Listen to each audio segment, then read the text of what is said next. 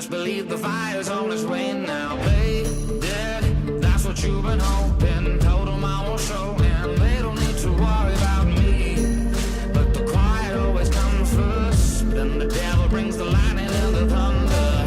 Take a shot, come see what you made of. 'Cause fired up 'cause you know, 'cause I can't, won't stop, won't let go. No surrender, even on my knees, 'cause there's nowhere but up for me. And I'm fired up 'cause you know, and I can't, won't stop, won't let go. No surrender, even on my knees, 'cause there's nowhere but up for me. Shut down, turning all the lights up, calling me a writer. Thought you got the best of me, thought you had me nailed down, but you'll never get the keys or the crown. 'Cause there's something that you don't know about, something you ain't heard about, never really got about me. I'ma fight until the bell sounds, and you don't wanna get me in the ring now. So take a shot, come see what you made of. 'Cause I'm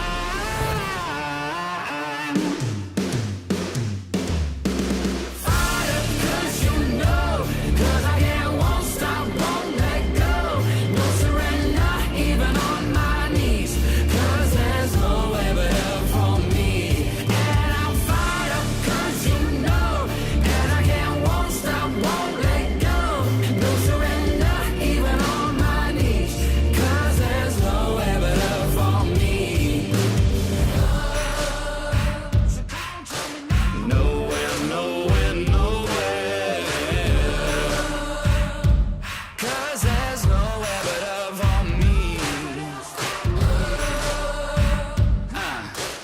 Nowhere, nowhere, nowhere, nowhere, nowhere. Fired up 'cause you know, 'cause I can't, won't stop, won't let go. No surrender, even on my knees, 'cause there's nowhere but up for me. And I'm fired up 'cause you know, and I can't, won't stop, won't let go. No surrender, even on my knees, 'cause there's nowhere but up for me.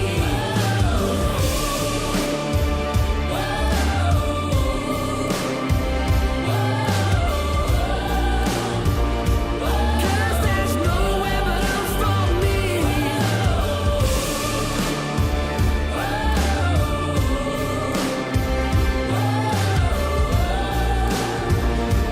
'Cause there's nowhere but up for me.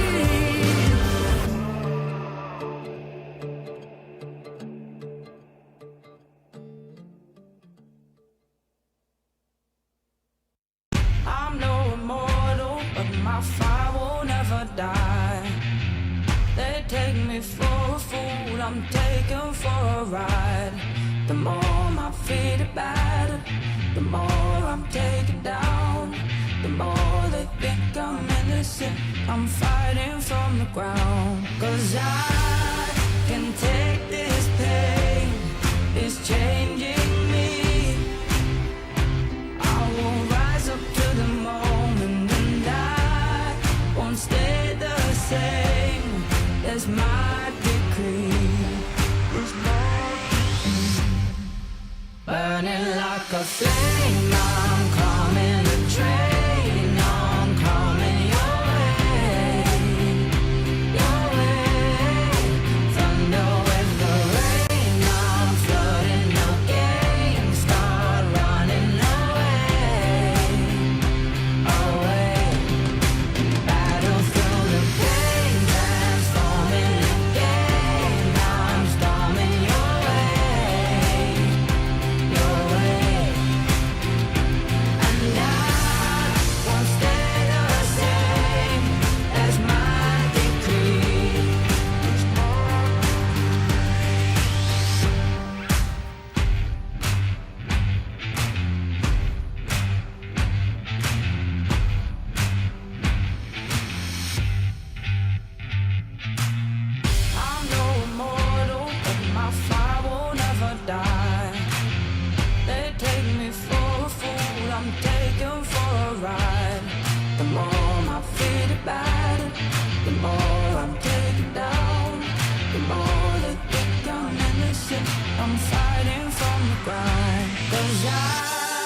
can take this pain, it's changing me.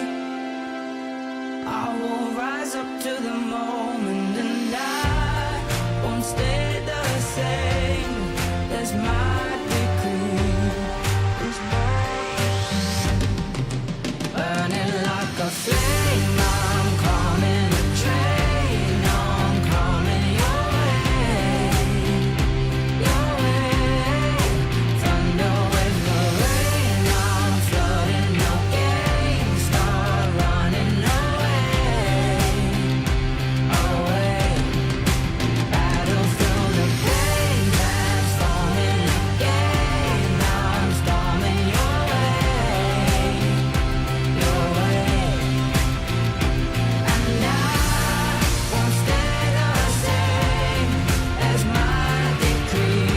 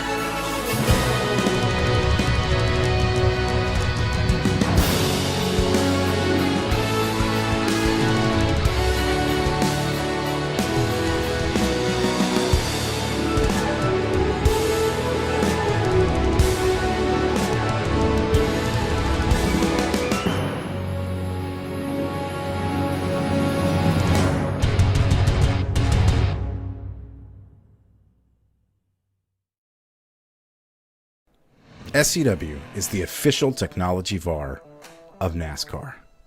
Whether you're looking to outfit the office with the latest technology from your favorite brands like HP, Lenovo, or Logitech, or you're wanting to race like the pros with a full cockpit on iRacing, just like the SCW sponsored driver Taylor Hurst. SCW is where America gets IT. Shop now at scw.com.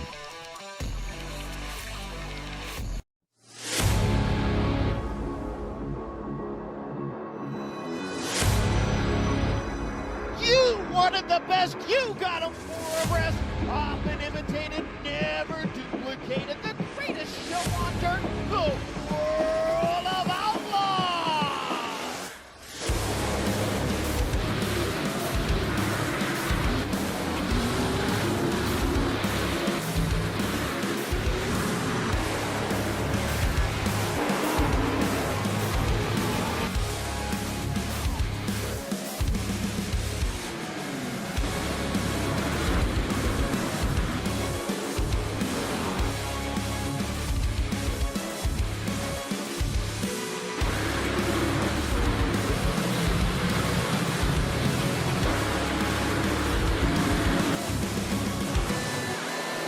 World of Outlaws Dirt Racing is available now.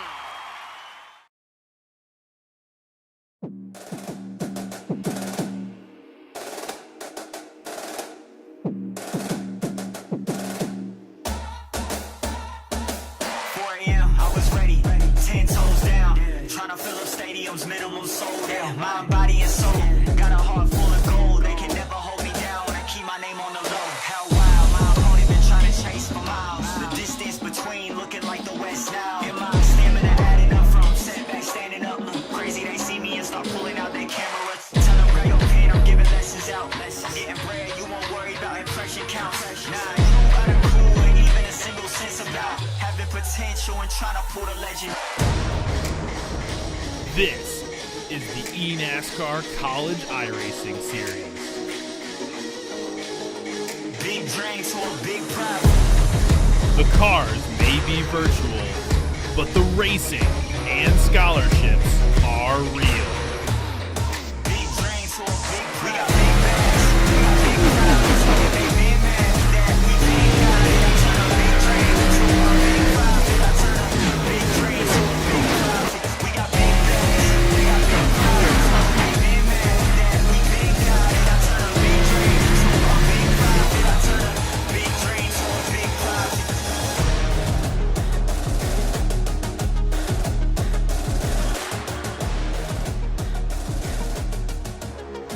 Good evening, race fans, and welcome to iRacing's coverage of the sixth race in the 2022 eNASCAR College iRacing Series, powered by NASCAR League, the Coca-Cola 80, live tonight for the virtual Charlotte Motor Speedway Roval in Concord, North Carolina.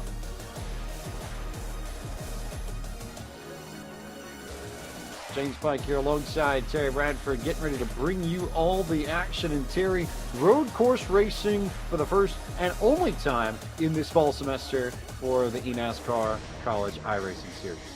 Yeah, it's going to be super awesome. The last time me and you called a road course race, it was Watkins Glen. We did not see a pit stop. We watched guys go out there and win this race. I think Daniel Botafuco was the winner. Didn't pit, kind of surprised us all and got it. It's awesome to be back. This is the most wonderful time to be an iRacing fan.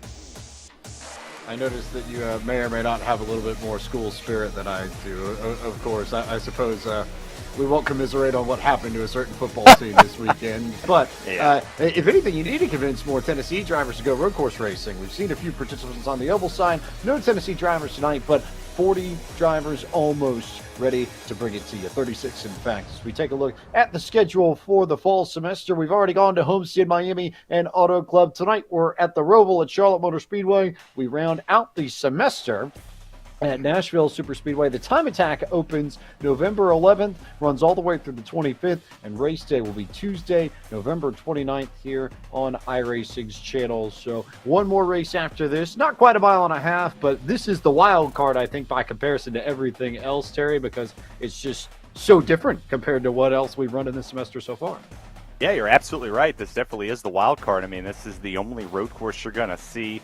It's the hybrid. It's the Roval for a reason. I'm excited for Nashville, home track, backstage, Broadway in Lebanon, Tennessee. I hope we get some Tennessee people out there and put some flavor and put a little Rocky Top in Nashville.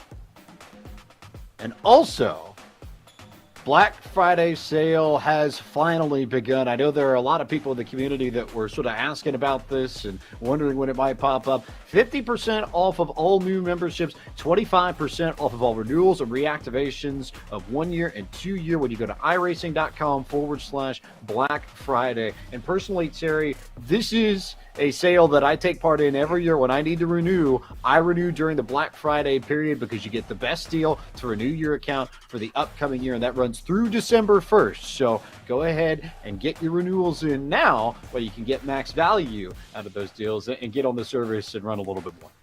Yeah, this is like Hannah Montana. You get the best of both worlds, and this is the most wonderful time of the year to be a fan of eNASCAR, to get into eNASCAR. This is where it's at. You have every track, every car on the service worldwide right here. This is your portal, iRacing.com. Get on here and race with us. Yeah, plenty of racing on iRacing.com in the eNASCAR world as well as everywhere else. But for now, let's take a look at this track in tonight's Xfinity track analysis here at the Charlotte Roval. We are in Concord, North Carolina for a track that is 2.28 miles, 3.67 kilometers in length officially. 17 turns, 24 degrees of banking on the oval pieces. You have some elevation changes in the infield of the circuit, otherwise largely flat for the most part. The first race on this Roval in 2018, that classic finish between Martin Truex Jr. and Ryan Blaney and Jimmy Johnson all coming together at the line, and that established this place as a mainstay on the back portion of the calendar for the NASCAR Cup Series. It also comes into the eNASCAR College iRacing Series for the first time tonight. Should be a lot of fun to see these drivers go after it on a road course here and switch their skill set up a little bit. We've got names that you'll know, people that you want to see, and it's time to take you to the starting grid to tell you where your favorite driver begins. It's the man who's dominated this fall semester, Steven Wilson out of the University of Iowa on pole alongside UNC Charlotte's Garrett Lowe. Logan Clampett from Saddleback College starts third. He's joined by James Sealy from Eastern Washington in fourth. Nate Stewart and Jack Coyne make up row number 3 in tonight's race. Noel Fougere and Alex Kalanick starting 7th and 8th on the grid. UConn's Jose Solis Jr. and St. Charles Community College's Anthony Burrows completing the top 10. Mario Miranda out of Oklahoma starts in that next spot. He's alongside Jordan Johnson, Mitchell Welker, and John Hall there in row 7. Elliott White and the Ohio State University's Matthew Morton start in 16th. Daniel Silvestri starting in 20th alongside Wyatt Harvey, Sean Pellick, Ryan Gamble, Edwin Onofre, and Brett Suggs starting in the 24th position out of High Point University. Chris Fritz, Christina Ryan starting 25th, 26th, 27th as Max Swearingen. Garrett Vitton out of Arizona State starts 28th. Thomas Clausen and Douglas Newbegin out of King's College rounding out your top 30. Final 6 drivers from Longwood, it's Jeremy Burns. Trey McCrickard from Augusta University starting 32nd. Henry Morse from Cal Berkeley 33rd. Will Norton from Kansas 34th. Jake Cummings from Wingate and Matthew Andreessen from Iowa State completing tonight's 36-car field. Pace car gets set to roll. Let's take a look at our Logitech race analysis from the Charlotte Roval. Tonight we go for 35 laps just south of 80 miles, just south of 130 kilometers in this Coca-Cola 80. Your pit road speed is 40 miles an hour. Your delta is 31 to 34 seconds. That's how much time these drivers are going to give up on pit road when they come in, and they will have to stop at least once because your fuel window is only 18 to 20 laps, so you cannot go all the way on one tank of fuel. 3 sets of tires available to these drivers as we get set for racing here at the Roval at Charlotte Motor Speedway. While we're on the subject, we can take a look at the weather very quickly as well and tell you a little bit about what conditions these drivers are facing in sim. It is the default day for iRacing, May 15th, 2022, right around 5 p.m. local time in Sin. Air temp, a 78 degrees Fahrenheit. Track temp, 103 degrees Fahrenheit. Winds headed to the north at 2 miles an hour and humidity of 56%. So largely standard conditions under sunny skies in the afternoon as we get set for 80 miles of racing at the Coca-Cola 80. It is race number 6 of the year for the eNASCAR College iRacing Series, powered by NASCAR League, our lone road course of the fall, and ready for a lot of action, a lot of fun at the Roval at Charlotte. Yeah, it's very exciting to see a road course be mixed in there. It kind of puts the disciplines out there for all of these race car drivers. Can you win on the 1.5 miles? Can you win on the 2 mile track? Can you win here on the road course at the Charlotte Roval? This is going to be a very cool race. I think it's going to be kind of hard to beat that Steven Wilson guy, though.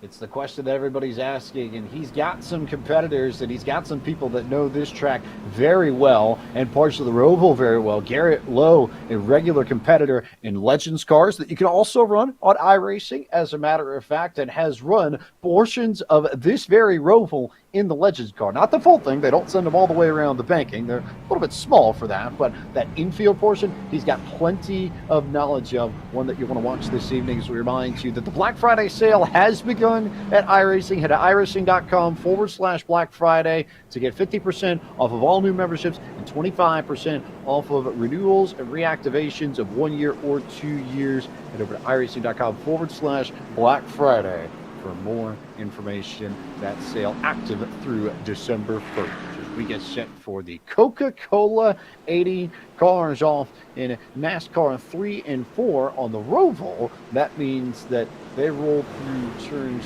13 and 14, as you might be able to catch on the walls. But the pace car will come down pit road and make that horn left-hand turn. Steven Wilson out of the University of Iowa, and Championship 4 contender in the Coke Series for 2022, leads us through the chicane, and we are underway in the Coca-Cola 80 for the eNASCAR College iRacing Series, powered by NASCAR League for the virtual Charlotte Motor Speedway.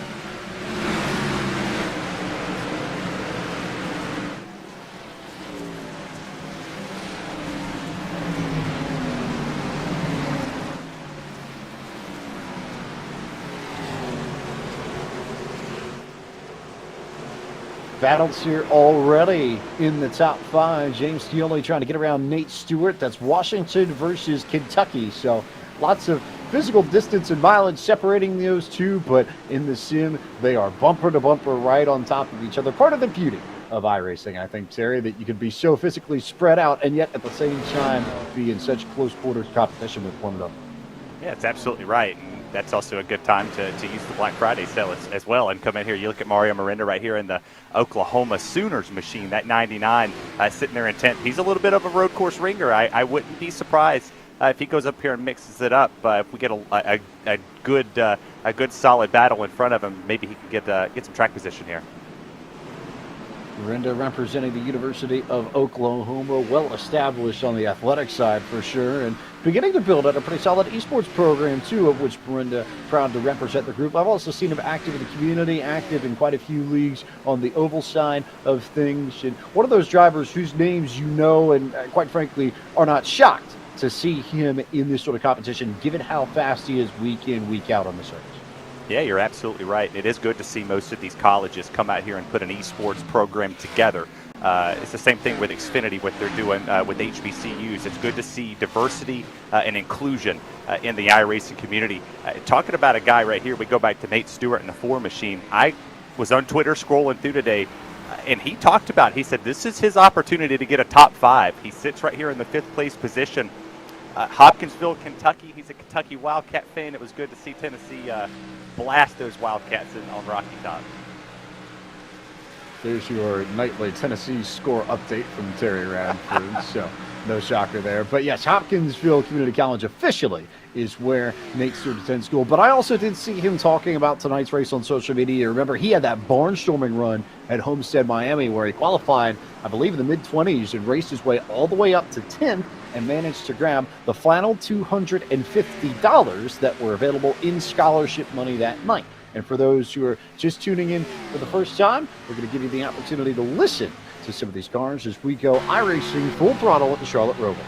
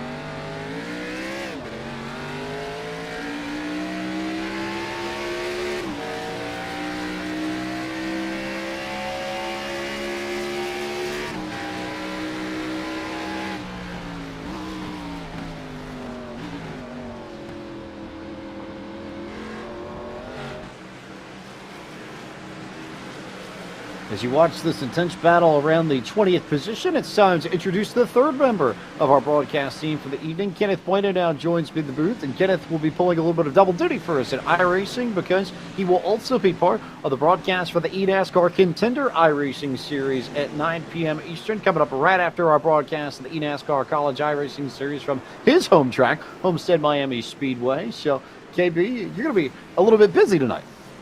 Yeah, a little busy, but it's going to be a lot of fun. I mean, two different types of racing as well to have it on this Tuesday night. Road course racing at a very difficult yet intricate Charlotte Motor Speedway Roval. And then we go to my favorite track, my home track, Homestead Miami Speedway, for the eNASCAR Contender Series, the second race in their 2022 campaign. So it's going to be busy, but it's going to be a lot of fun. And we're already seeing over the first 4 laps here from the Charlotte Roval in this college iRacing series. It's already been a lot of fun, already some interesting developments. I think one might have hit the outside wall in front of Christina Ryan. But James Pike, it's going to be a lot of fun tonight, for sure.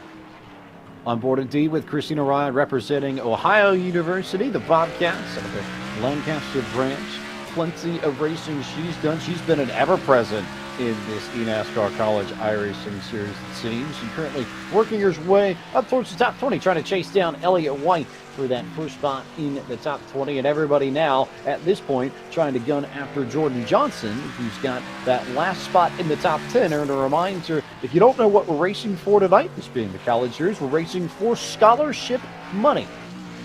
Money that these students can use to further their education in sim racing. About the coolest thing that I can think of, and something that I wish were around when I was going through undergrad. But anywhere from $250 up to $3,500 in scholarship money going to the winner. As you get a good look at this field working their way through the heart of the infield portion of this track and up this sort of double apex blind uphill section right around, I believe that's, call it what, turn 6, 7 or so. Feels like a Brett Suggs here at High Point University, not too far away in High Point, North Carolina, and originally from Mooresville. So this is a setup that he should know very well. Currently trying to make his way up through to the top 20 as well. 4 spots since we took the green flag.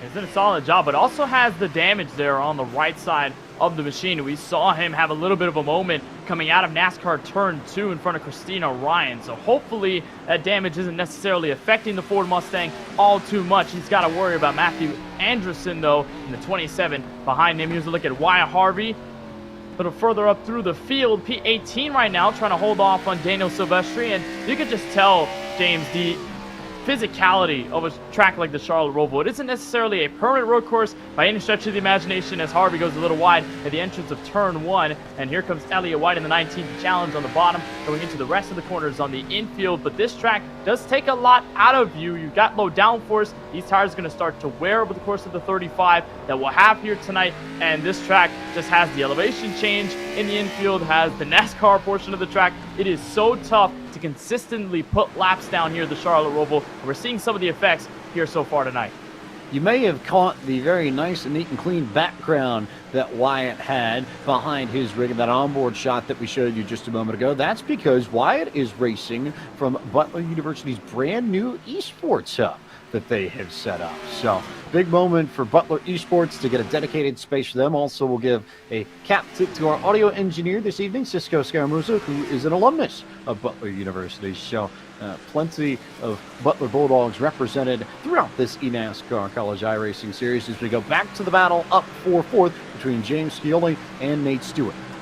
And Nate Stewart putting the pressure here on Scioli right now. And Stewart's coming off of a very solid run at Homestead of Miami Speedway a couple of weeks back when we had that race for the eNASCAR College iRacing Series.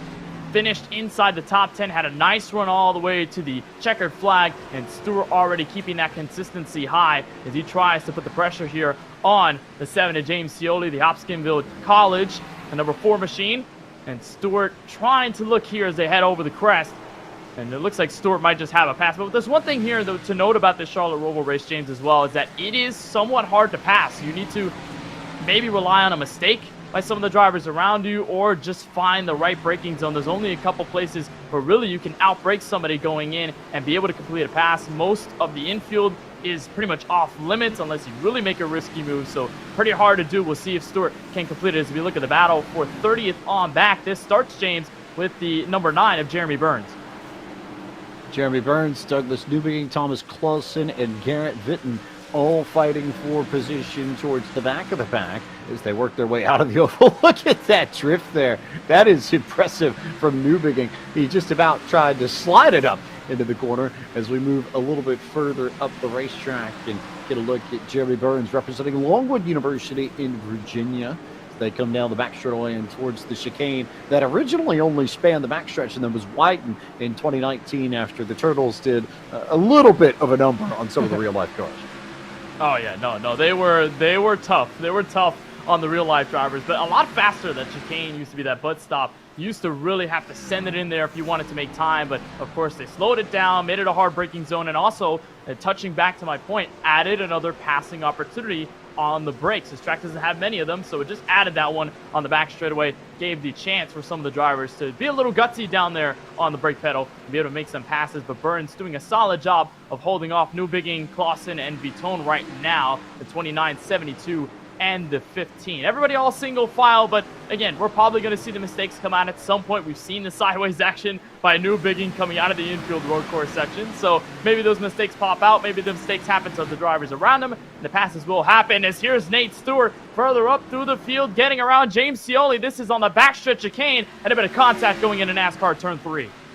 These two are racing as if it is short track racing. It's not road course racing to them at this point. They were bouncing off of each other through the chicane, and Scioli was able to hang on to the spot ever so slightly. I'll be curious to see what lap times look like as they come across the stripe. Scioli ran a 124.107 to Stewart's 124.151, so 4/100ths of a second. Nothing within it on the stopwatch, but Stewart's been applying the pressure to Scioli for just about this whole race so far.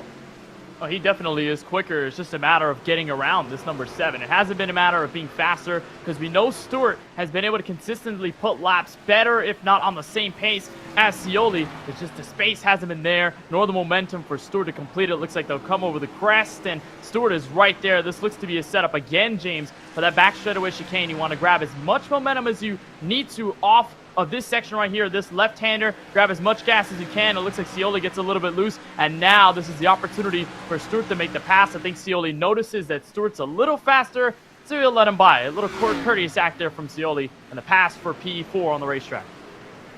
May also be the case where Stewart may be pressing now, but he may burn off his tires. There may be an opportunity for James Scioli to come through and maybe get that spot back later. We'll see whether or not he decides to just lay off for the moment, or whether or not Nate Stewart truly is that much faster. As we see some action here in the chicane, it looks like Mitchell Welker and Jose Solis Jr. may have gotten into things. Welker with a significant amount of front end damage.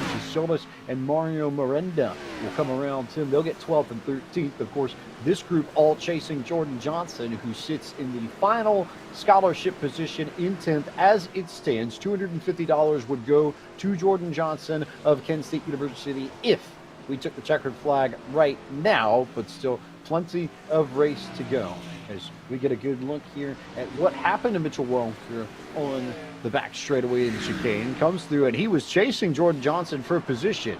They come down the back straightaway, and he tried to get into him and send it off, and ended up sending himself around, and then Solis didn't have anywhere to go, so he ends up blocking Solis, costing him time, costing him positions. And the benefactor of all that may well have been John Hall, who was able to scoot past all of them and move up to 11th. Jay Ranford now rejoins us in the booth. You got the chance to witness all that. How crazy was that from your perspective on the backstretch? That was pretty cool. I mean, that's textbook. You try to outbrake somebody, but sometimes you overshoot it. Sometimes you miss it right there. You watched him miss it, and that happened. But you take a look over this battle for second. I mean, that's Logan Clampett catching Garrett Lowe.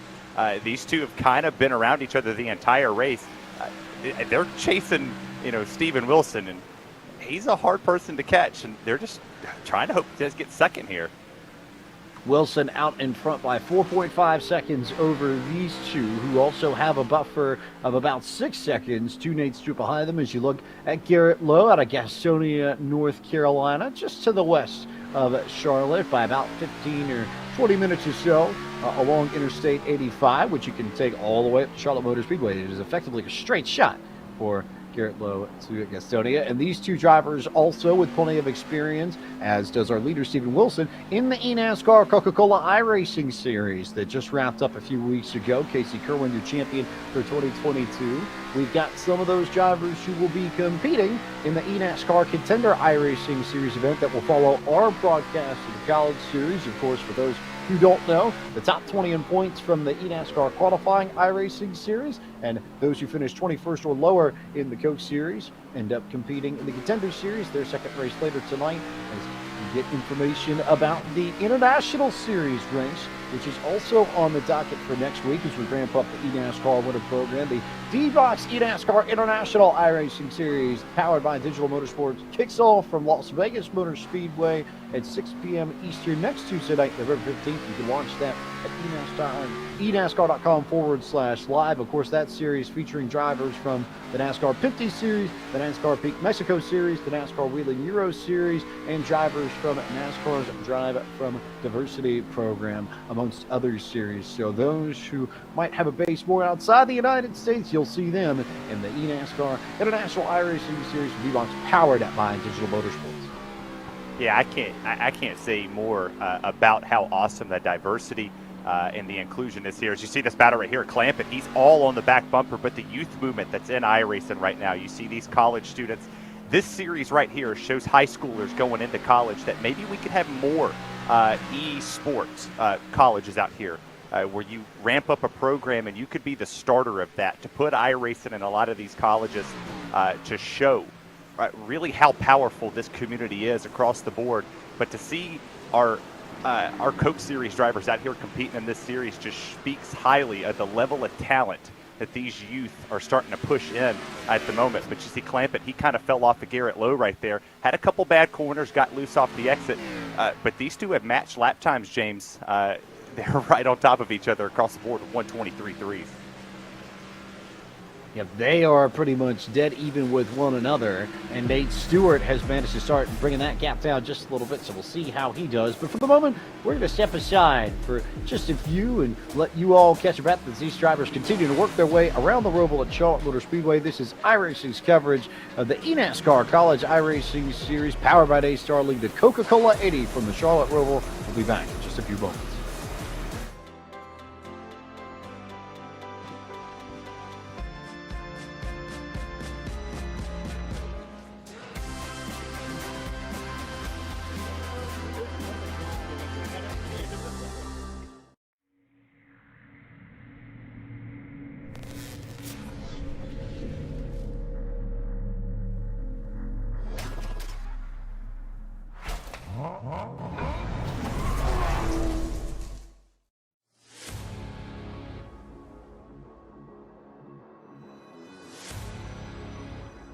You wanted the best, you got them for a rest.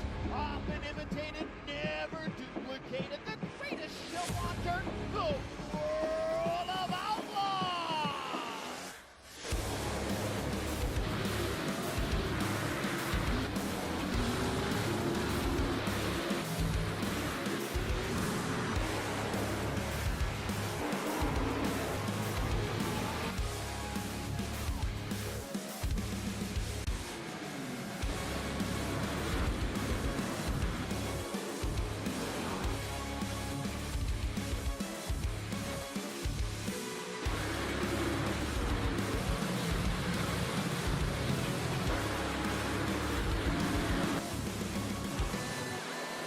World of Outlaws Dirt Racing is available now.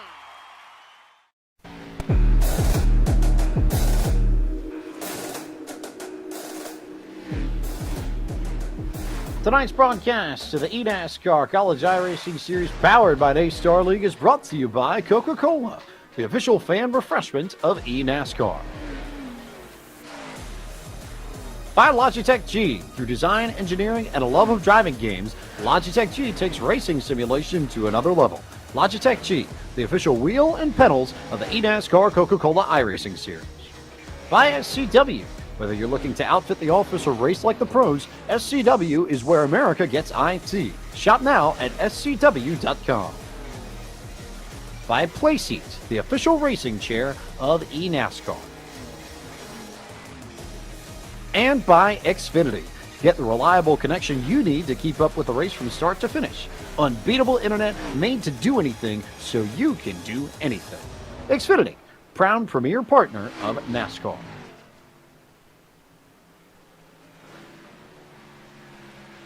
We are back with coverage of the Coca-Cola 80 here on iRacing. It's part of the eNASCAR College iRacing Series powered by NASCAR League, and Alex Kalanick coming into pit road. He is the first driver, I believe, to make his stop from Rockland Community College. He jumps in as we remind you that if you haven't had the chance to play it, go play World of Outlaws Dirt Racing. It's available now for Xbox One, Xbox Series X and S, and the PlayStation 4 and PlayStation 5. I've got it from PS4, Terry Radford. They did an incredible job of mimicking just how hard it is to control the really high-end sprint cars in particular, and with AI and setups tuned by iRacing. First foray into the console world for iRacing, definitely a lot of fun. Also worth noting that the Black Friday sale for iRacing has begun. 50% off of all new memberships and 25% off of renewals and reactivations of 1 year and 2 year, now through December 1st when you log on to iRacing.com/Black Friday. And if you want more information on how to start your iRacing career, you can log on to iRacing.com today. Yeah, James, the iRacing Black Friday deal is as hot as this battle for second. These two have been on top of each other the entire time. And if you want to race with the pros and you want to race with guys like Garrett Lowe, Logan Clampett, or Steven Wilson, the best way to do it is the Black Friday deals. This is the most wonderful time in iRacing. It's the most wonderful time to be an eNASCAR fan. There's so many amazing things happening. There's just so much across this platform, and it's an honor. It's an absolute honor to be calling these races and to be on this platform with this and to watch racing like this. I mean, you've seen these two go nose to tail for about 10 laps, and it's going to come down to what driver comes down pit lane first is going to determine who's going to finish second here. You might as well just go ahead and say it's the most wonderful time of the year, Terry. I can hear that you want to say it. I want to say it so bad. It is the you might most as wonderful well. time of the year, James Pike. This is There we go. 50% off, 25% off renewals. This is my favorite time to be an iRacer right here because there's so many deals. So those of you who had an Andy Williams reference can check that off your bingo card as we go to Reese Bayham, originally from Richmond, Virginia, currently in Auburn, Alabama, attending Auburn University, part of their engineering program, and racing for position just a little bit further back in these fields, getting a good look at the fight that he's in and having a lot of fun watching him wheel his way down to the inside, then to the outside, then up on the banking. He currently is in the 20th position trying to go after Wyatt Harvey and Sean Peleg out of the University of Michigan. Yeah, War Eagle out here. I lived down there in that part of the woods for a little bit. It's cool to see Toomer's Corner. Look at the patience on his face. Like, he's got to focus. He's got a car to his inside. He has to worry about not hitting the strips. He has to worry about not cutting the track. And he's wrecking loose as well. These tires are shot, and he's feeling it. He's going to have to come down pit road here in a little bit, hadn't pitted yet, but they're screaming. We are about at the halfway point of this race as we get a good look at Max Swearingen out of St. Louis, Missouri. These drivers all likely going to be coming down pit road if they're going to split this down the middle within the next few laps or so. Swearingen attending St. Louis Community College at Merrimack. So a proud Missourian through and through, making his way through the final chicane right underneath the flag stand and the start-finish line, working his way back towards this tricky turn 1, 2, 3 complex that is arguably the narrowest on this track at the Roval at Charlotte Motor Speedway. No more than maybe 2 cars width at best if you're pushing it. And usually that's a place where you want to be single file, Terry. Absolutely, and you look right here with Mitchell Welker at a Foley. I believe that's Minnesota right there, MN.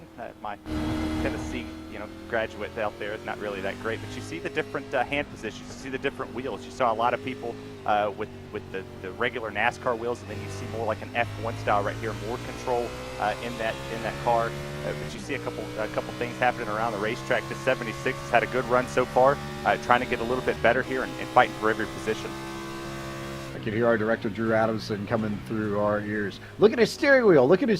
But you make a really good point that the F1 style wheels do end up being a little bit more comfortable for some of these drivers. Says, look at this, look at that, look at that. Logan Clampett was able to leapfrog Garrett Lowe coming out of pit road, so a great stop for Clampett, and he now takes over at what would be, I think, second once this cycle's all through. That's a big moment there for Clampett, who was able to pick up almost half a second there. So we'll see how much quicker he may or may not be. We'll wait and see when the rest of the field comes down pit road for service. Keeping an eye on Steven Wilson, your race leader, who comes through NASCAR 3 and 4 and is on pit road this time right at the midpoint of this race, as we suspected. So you get a good look at your finalists from the eNASCAR Coca-Cola iRacing Series. Came up just a little bit short in the championship 4, but a stellar season. A man who has clear control of the next-gen car, and given that the next-gen sets up well on road courses,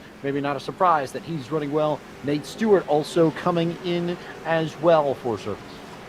Yeah, I talked about it a little while ago, and it's like I called it, that the battle for second was going to come down to who pitted first and who was better on pit road. But Nate Stewart coming down, he's had a phenomenal run. Like I talked about, he went on Twitter and flat out said, "This is my chance. This is my opportunity to come out here and have a good showing." As these two are still battling each other. Now it's roles reverse. Garrett Lowe had to hold Logan Clampett off. Now Clampett has to hold Lowe off. And look at there. It's 3 seconds. They've kind of closed that gap right here on Steven Wilson. Let's see if they can capitalize on it. If they can capitalize here, James Pike, this is going to be a phenomenal race going into Contender. They've got to make up the time, though, and Wilson has to be a little bit slower on the cold tires. It'll take a little bit for his tires to come up to temperature, and then once he does, we'll see how quick he is, because you would imagine he'd be marginally faster than Clampett and Lowe, given that his tires are 1 lap fresher. Something we will need to consider as this race enters the closing stages and we wind this Coca-Cola 80 down at the virtual Charlotte Motor Speedway Roval. A good look at Wilson, of course, driver for Stewart Haas Esports in 2022, so a lot of their partners combined with that big old Iowa Hawkeye right on the hood as we get a good look a little bit further back in the field. This is Ryan Gabel and Elliott White fighting for position. Gabel out of Walpole, Massachusetts, racing for Dean College, and Elliott White racing for Howard Community College. Yeah, this right here, this would be the battle for the 14th position. You see them go side by side right here. These two this has been one of the best battles on the racetrack. Kind of paying attention to it across the board as they go into the chicane right here. This 12 has a little bit of damage too from the earlier incident right there with Mario Miranda, but still has good pace in this car. It's still 15th, still doing a really good job holding off. He's got Hall right behind him in the 16th position. We'll see if he can continue this, and he's on pretty decent tires too. Indeed, just looking here, White has got slightly fresher tires than Gabel. Gabel pitted now 7 laps ago. White pitted 2 laps ago, so 5-lap difference there. You figure he might be quicker. It's just a little bit further back. You see John Hall making the move as well. We'll go back to Jack Coyne, Minnesota Polytechnical Institute out of Warren, New Jersey. He trying to hold off Noel Fougere, and then James Scioli here, working his way through the field as well. He's in the mix after pit stops, and this is all right around 7th, 8th, 9th, 10th of the racetrack. Yeah, there's good battles all over this racetrack. There's not a whole lot of bad shows across the board, and this is what makes this race in particular the wild card, because while you have different battles, you have battles within different parts of the racetrack. You know, the leaders are about a half a lap ahead of these drivers, but they're still back here competing. And they're still back here fighting for every little inch of this racetrack, sending it at the corners, pulling a little Ron Fellows, little Boris Seta, trying to outbreak people through these chicanes and through these tight corners. That's what makes road course racing what it is. It's such a great time as you look at Mario Miranda right here, trying to come back from 20th. He had some issues where he got caught up into some incidents, and now he's having a rebound when he started in the top 10. Oh, just outside. It started of 11th, currently scored in the 18th position, but good look at that Oklahoma esports machine working its way off into turn 1 and entering the infield portion of the Roval.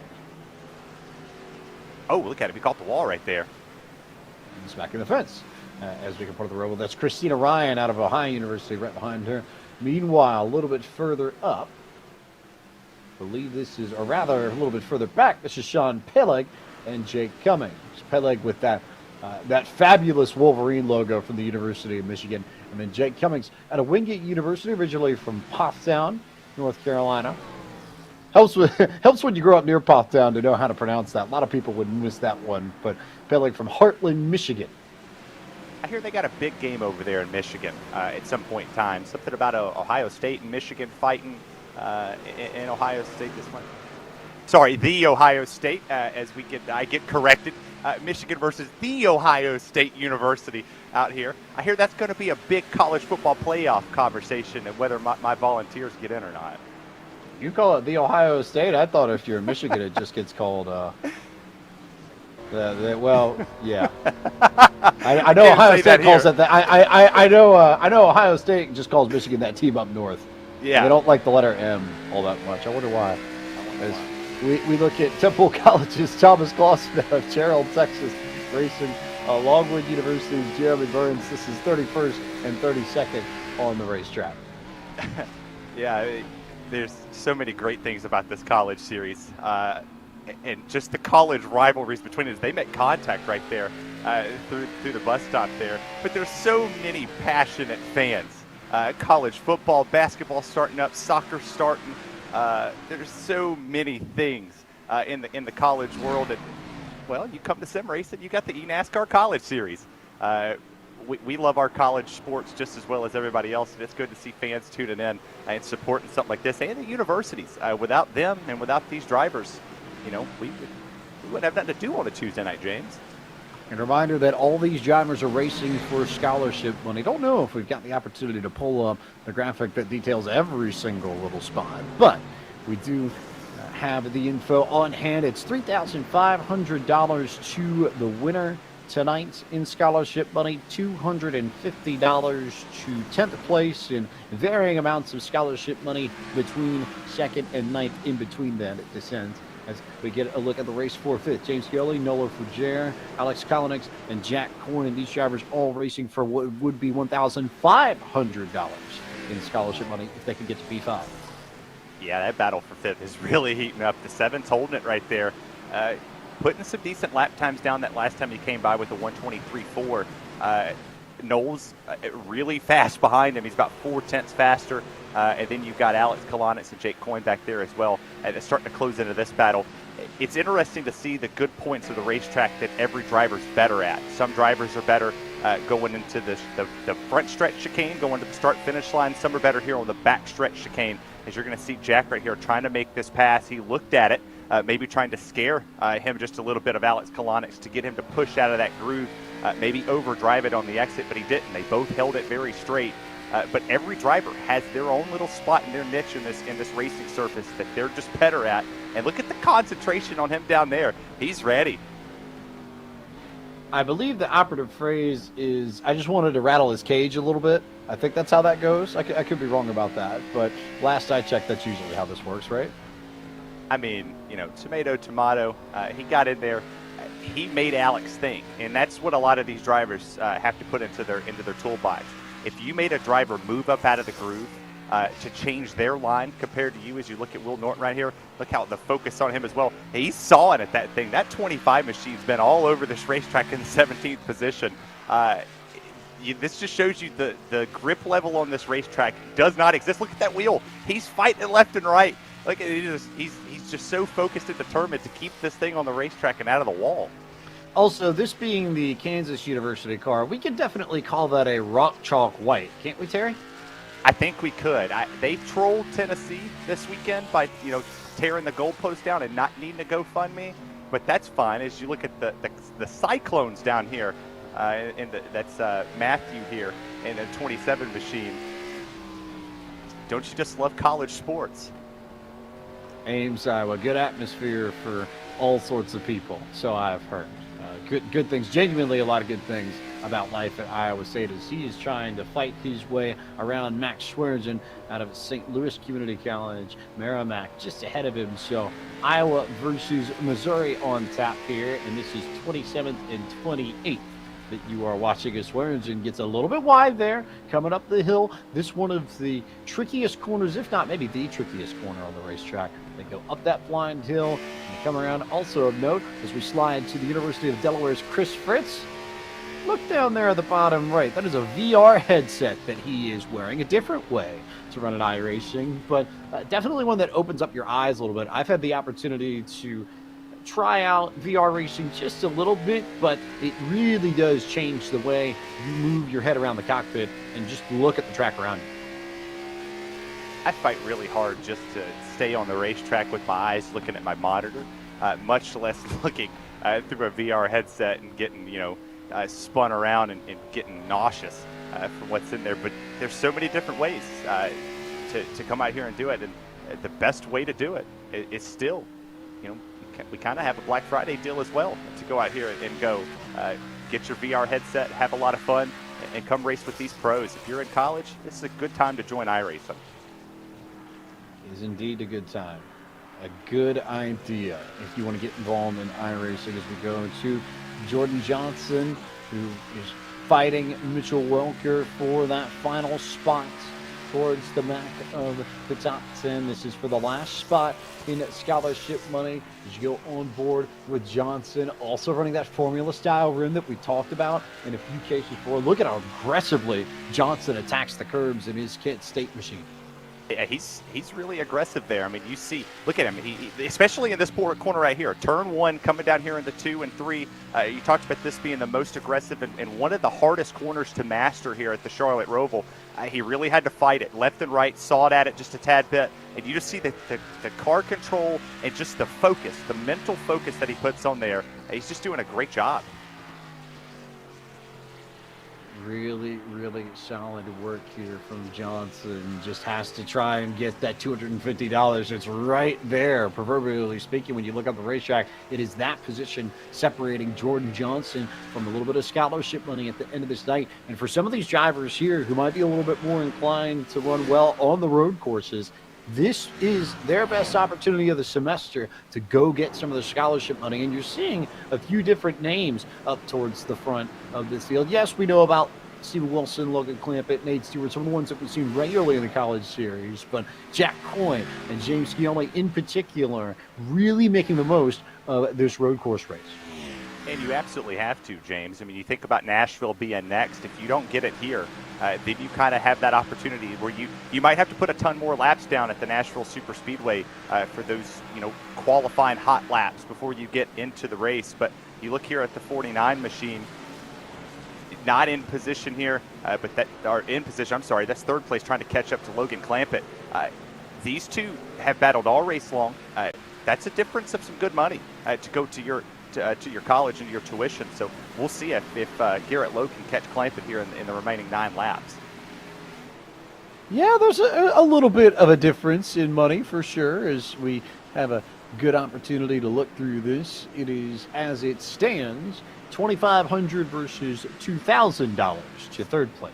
So we see some of these numbers click up just a little bit, but that, if you were racing towards the back end of the top 10, that would be 2 spots worth of scholarship money. So the values creep up a little bit more as you go up the pylon and get closer to the front of the field. But look at that. Everybody just attacking, bouncing, basically not even using the racetrack. But that's how you have to get speed here at the Roval at Charlotte. You have to attack the curbs. And at this point, I won't say you don't necessarily have to disregard your suspension, but if you bust it up a little bit, you don't have much at the end of the race, then not really losing too much at this point, at least compared to, say maybe 30 laps ago, or about 30 laps ago, when damaging your suspension would have been a little bit more critical. What suspension? You go down to the fair down there in Iowa. The prettiest pig might win the best pig competition, but the prettiest car might not have to win this race because aerodynamic, suspension, who cares? You got to attack every corner. You have to be aggressive as possible, get everything out of it. It's huge. On board here with Garrett Lowe, and look at this guy over here on the bottom right. That's Ray Alfalla, and yes, that is the 4-time champ, but he's not running in this race. He is running in the next race. So don't go anywhere, because we will have coverage of the eNASCAR Contender iRacing Series following the completion of this eNASCAR College iRacing Series, powered by NASCAR League, Coca-Cola 80 from the Roval at Charlotte Motor Speedway. Blake McCandless and Kenneth Bueno on hand to bring you the action from the virtual Homestead Miami Speedway coming up at the top of the hour. You take a look up here at a guy that's not having to compete in the Contender Series. He was Final Four driver there at an incredible event, James, that you were a part of. As you take a look at the money here, and we're going to go out $3,500, and this guy leading the race he's won a lot of those $3,500. 25 for second, 2,000 for third, all the way back to 250 for 10th. There's a lot of scholarship money on the line. And I say it again, this is a great time to be an iRacing driver, because you have a chance to walk away for some tuition money, and pays for some books, might pay for some lunch, get you in class a couple more times. And for those who were wondering where that graphic might make an appearance or when that might make an appearance, there you are. So for our visual learners, there's the full chart of positions and payouts and scholarship money for all of the top 10 and the payouts over the course of the semester. It's $15,000 per race, $60,000 in total given out over the course of the semester. And if you want all the latest news and updates from eNASCAR, you can sign up today by taking your mobile device and getting a picture of that QR code that you see on the bottom right on your screen, courtesy of iRacing, the official simulation partner of NASCAR.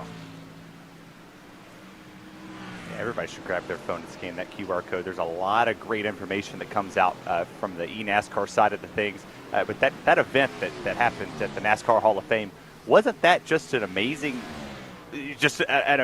thing to happen across the board? I mean, Dale Jr. was there. The trophy was awesome. I kind of wish I bought a ticket. Hopefully they do it next season, because I'll definitely have to be a part of it, because this guy right here put a great show on for the fans. Also worth noting that the next race for the eNASCAR College iRacing Series coming up after this will be on November 29th at 9 p.m. Eastern, right after Thanksgiving in the United States. We go to Nashville Super Speedway for the final race of the fall program for the eNASCAR College iRacing Series, powered by NASCAR League, and that too will be on iRacing's channels, 9 p.m. Eastern, Tuesday, November 29th. Like, we're going to have to teach you the words to Rocky Top when we go do the Nashville Super Speedway. Hopefully we're together, because, you know, there might be a college that's in the backyard of Lebanon, Tennessee. That college doesn't matter. There's only one in Tennessee that means anything, and Nashville is a amazing racetrack. It's one of the coolest racetracks on the schedule. It's very nice to see it in the college or in the eNASCAR College Series, to potentially go out here and see if the Steven Wilson guy can go 4 for 4. Something I wish that I was on old Rocky Top down in the Tennessee hills, and so on and so forth, since you asked. As the Black Friday sale is going on at iRacing now through December 1st, 50% off of all new memberships and 25% off of renewals and reactivations of 1 year or 2 years when you go to iRacing.com/Black Friday. I personally take advantage of this deal to re-up my subscription every year. I would recommend that everybody else, if you got the opportunity to do it, head to iRacing.com/Black Friday and do the same. You get the best value on subscriptions at this time of year. And if you've been part of the community for a while, you know that annually, this is when the best deal comes through. Logan Clampett now clear of Garrett Lowe by about a second, and even though the margin hasn't been all that big between these two, you think back to the pit stop and how Clampett and Lowe were together for the most part, and Lowe just had that edge of a lead. It wasn't a lot, and then Clampett was able to jump up, beat him on pit road, get the spot, and he's not looked back since. Pit stops really making the difference between $500 in scholarship money for these two as it stands. Yeah, you talked about attacking the racetrack. Well, you have to attack pit stops as well. Pit lane, you have to push that limit all the way there. It's at 45 mile an hour on pit road.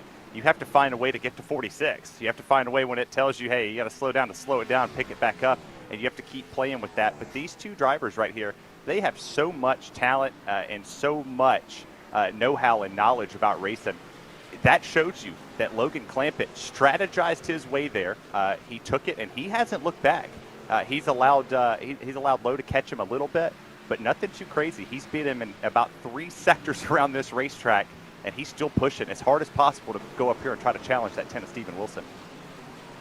Wilson, though, 3.5 seconds up the racetrack. He's got a little bit of a gap. It's not as big as it was, but he's still in pretty good shape as we look at Anthony Burroughs of St. Charles, or rather, not Anthony Burroughs, Jack Coyne, 52 and 62, looking awfully close to one another as Coyne continuing to push from Minnesota Polytechnic Institute, holding off Jose Solis Jr. As we now bring in the 4th member of our team for this College Series broadcast, but our lead for the eNASCAR Contender iRacing Series, Blake McCandless now joins us in the booth. And Blake, I noticed that you've been watching this race as a warm-up to your event coming up in a little bit. How have you enjoyed this event from the Charlotte Roval?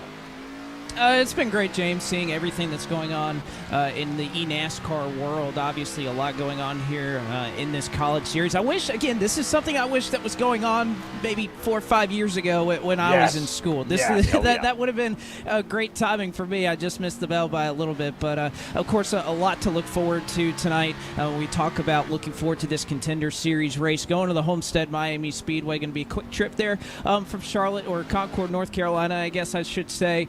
But a lot to look forward to tonight, and several drivers that are making their last-minute preparations. So a lot going on in the world of eNASCAR, but of course, Kenneth Bueno and I will be ready to bring you all the action for the eNASCAR Contender Series here in what'll be just a couple of moments after this race wraps up. A few people better suited to lead that broadcast than Blake, who was a competitor in the Contender Series 1 year ago. He ran in the race at Homestead Miami Speedway, was one of the few people that actually made the outside lane at Homestead work in the cars, the NASCAR Xfinity Series. We'll have to see if someone tries the old McCandless strategy when we get to Homestead in just a few moments. But for now, all eyes here on Jose Solis Jr., currently in the 9th position, just ahead of Mitchell Welker for that final scholarship money position. But Solis trying to chase down Jack Coyne for position late in the going. Solis got caught up in a little bit of stuff. Remember, he had that incident a little bit earlier on, lost the track position, now trying to get it back and get around Jack Coyne for 8th. Yeah, he's trying to fight that as well, but here's Garrett Lowe. He's trying to catch Logan Clampett, but Blake McCandless, man, I hope you're still watching. It's not too late to go back to college. You can come out here and race with these boys and see if you can mix it up. Best of luck over there on Contender. It's going to be a great show. I can't wait to watch it. But these two continuously battle. You see them fighting every little position on this racetrack, trying to get as much speed as possible out of these cars with 3 laps to go. This battle's going to come down to the final lap, and I can almost bet you that we could potentially see like a Martin Truex Jr., Jimmy Johnson style finish towards the end of this, James? To a point, I'd rather not someone be going backwards. Well, yeah, we don't want anybody spinning. Let's say the backwards for the Jeff Gordon commercials from 1997-98. That's when I'm okay with drivers going backwards, when they're having a good bit of fun, and it's not a proper race situation as we continue to watch Garrett Lowe and Logan Clampett fight for position. Lap traffic, though, here in the way, and that could change things as we're coming up towards the end of this Coca-Cola 80. Only 2 laps to go for the leader. Now, the white flag. Yeah, this is going to change a whole lot of the strategies. You look right here at the leader of Steven Wilson. He's done a great job. He's a great ambassador for iRacing. He's a great ambassador for Iowa. Just across the board, he has done everything right to put himself in a position here. He's putting on a tear on this field. Steven Wilson now largely done with the infield portion of the racetrack and working his way back towards the Roval, looking for his 3rd win in a row in the fall program. Victorious at Homestead Miami and at Auto Club Speedway earlier in the semester. Trying to make it 3 for 3 and set himself up for a clean sweep opportunity when we get to Nashville Superspeedway at the end of this month. Through the chicane one more time, down on the brakes, back across the curves again and again, and one more chicane for the Iowa Hawkeye of Steven Wilson to make it through the corner and make his way towards a little bit more cash in his pocket via scholarship money, of course. $3,500 in scholarship money to Steven Wilson for the third time this semester as he comes across the line, drifts a little bit to win the Coca-Cola 80 and round number 6 of the eNASCAR College iRacing Series powered by NASCAR League for 2022. What a race, James. What a race. I mean, this is fun. We will let all these drifts here and these celebrations from Steven Wilson count as tonight's Coca-Cola winning moment of the race, which as always is brought to you by Coca-Cola, the official fan refreshment of eNASCAR.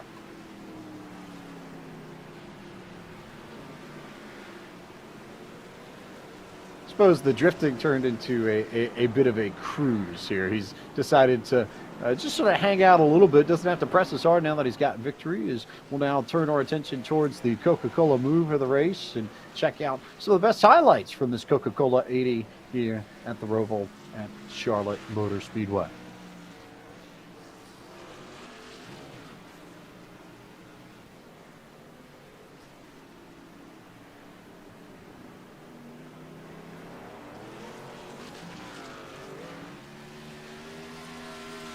Also a reminder that we've got coverage of the eNASCAR Contender iRacing Series coming up on the other side of this race. And also a reminder that you can head to iRacing.com/Black Friday to take advantage of new membership and renewal deals. 50% off new memberships, 25% off of renewals and reactivations. If you log on to iRacing.com/Black Friday, as Steven Wilson celebrates his third win in a row and now passes Daniel Botafuco for the winningest driver all time in the eNASCAR College iRacing Series. As you see, a little bit of fun from Logan Clampett there in the background as we will step aside from all the action on the racetrack and get a few good last looks at the Roval at Charlotte Motor Speedway. But Terry, lots of fun had this evening.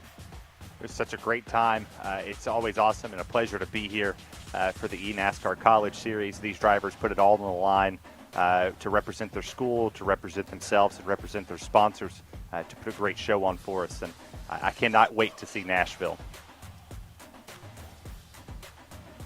Nashville going to be a lot of fun. Steven Wilson, Logan Clampett, Garrett Lowe, your top three in tonight's race, followed by Nate Stewart and James Scioli. They rounded out the top five. Your final five scholarship dollar winners for this evening were Anthony Burrows, Alex Kalnix, Jack Coyne, Jose Solis Jr., and Mitchell Welker. So those 10 drivers divvying up the $15,000 in scholarship money that will be going to those 10 drivers. Wilson with the biggest piece of the pie, $3,500 going to him, all the way down to Mitchell Welker, who will get $250 from the pool, and all going away with a little bit of money for their tuition. As we now turn our attention to our race winner, Steven Wilson is standing by with our Terry Radford. Steven Wilson, you go 3 for 3. You've put on an absolute clinic in every race. What fuels you to come out here and win all these things? Well, this week I was pretty fueled by just wanting to win, wanting to recover after my pretty abysmal performance in Phoenix a couple weeks ago. But life moves on, so now we're here. We're 3 for 3, and hopefully that moves on to 4 for 4. Well, you talk about 4 for 4. You're going to go to Nashville next time for the series. How many laps are you going to put down? Is it going to take a lot to practice to get yourself ready to go out here and do it? And thank all those people out there that brings that car to the track every week. Yeah, of course, those people. Thank you to all those partners, everyone at Stewart-Haas and Smithfield for being on the car, and go Hawks. But yeah, I think 4 for 4 is possible. I'm a pretty good fan of Nashville. I think it's a good track. Just have to qualify well. That's usually the key in those oval races. And I think just that'll be the only practice I do. It won't be anything too extensive. I don't think the oval is going to need as many laps to be consistent and perfect as it was tonight. So I think it's possible, but it'll definitely be a hard challenge with who I'll have to race. Stephen Wilson, congratulations on $3,500 and winning here tonight. Can't wait to see you go try to go 4 for 4 at the next outing at Nashville Superspeedway. Thanks for joining us here tonight, and congrats, man. Thank you, guys. Get a good look there at some of the drivers getting ready to prepare for the eNASCAR Contender iRacing Series. Terry Ranford, lots of fun, though, this evening. Really have enjoyed this Coca-Cola 80, this third race of 4 in the fall campaign for the eNASCAR College iRacing Series. One more race to go. Nashville Superspeedway, Time Attack opening up November 11th. So for your calendars, that is this Friday. It opens until November 25th. And then race day, Tuesday, November 29th. And that will round out the calendar in the fall semester of 2022 for the eNASCAR College iRacing Series powered by NASCAR League. We'll give out our final $15,000 worth in scholarship money to get us to that $60,000 total that we are giving away for the fall.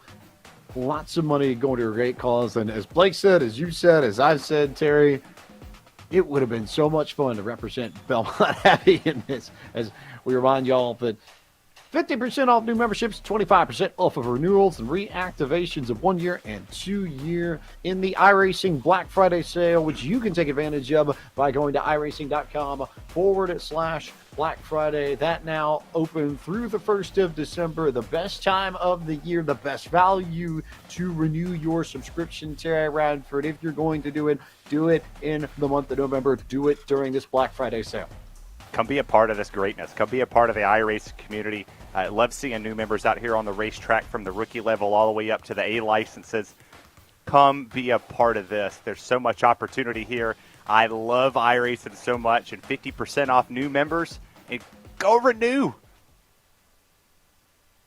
All right. Well, that will just about wrap up our coverage from the eNASCAR College iRacing Series Coca-Cola 80 from the Roval at Charlotte Motor Speedway. Terry Ranford and the team at iRacing. I'm James Pike. We now send you over to Kenneth Bueno and Blake McCandless for coverage of the eNASCAR Contender iRacing Series from Homestead Miami Speedway. Blake, I think we're in for more fun tonight in iRacing.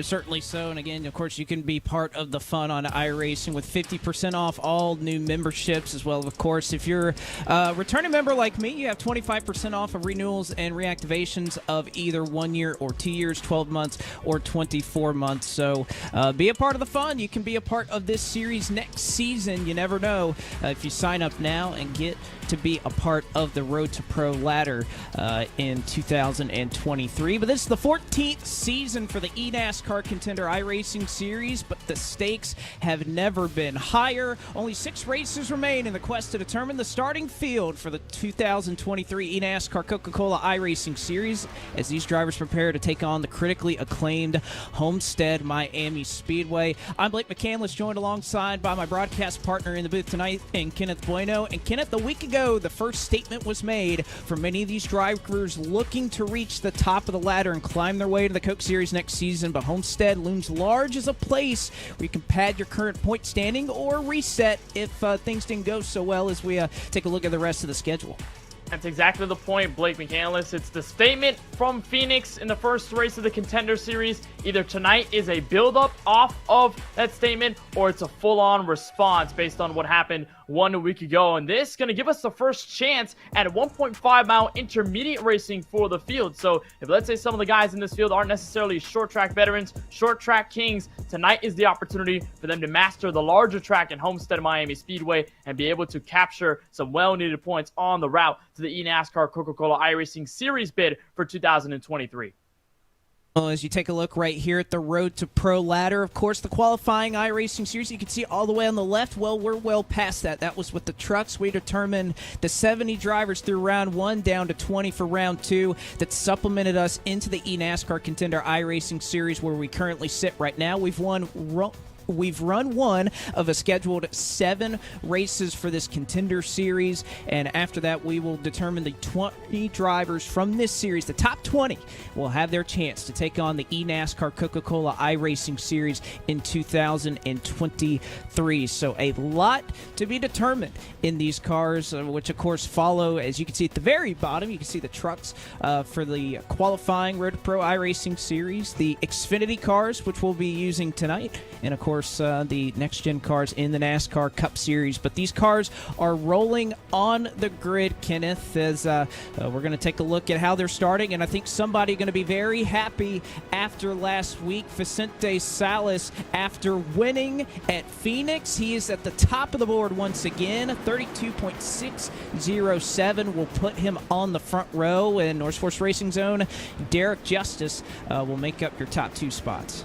Yeah, great qualifying effort, Blake, for the driver, the 31 Justice, who didn't necessarily have the greatest race in the first one at Phoenix just 1 week past, and Vicente Salas only going to try to continue on his momentous run back to the Coke Series for 2023. I'm seeing a lot of solid names at the front. Timmy Holmes in the 67. I'm seeing Tyler Gary, who finished in the top 10 1 week ago at Phoenix. Derek Bordeaux, Seth the Merchant, around all those guys in the top 10. So it's going to be a lot of fun with Vicente Salas right in the same place he left off from Phoenix, looking to lead us to green.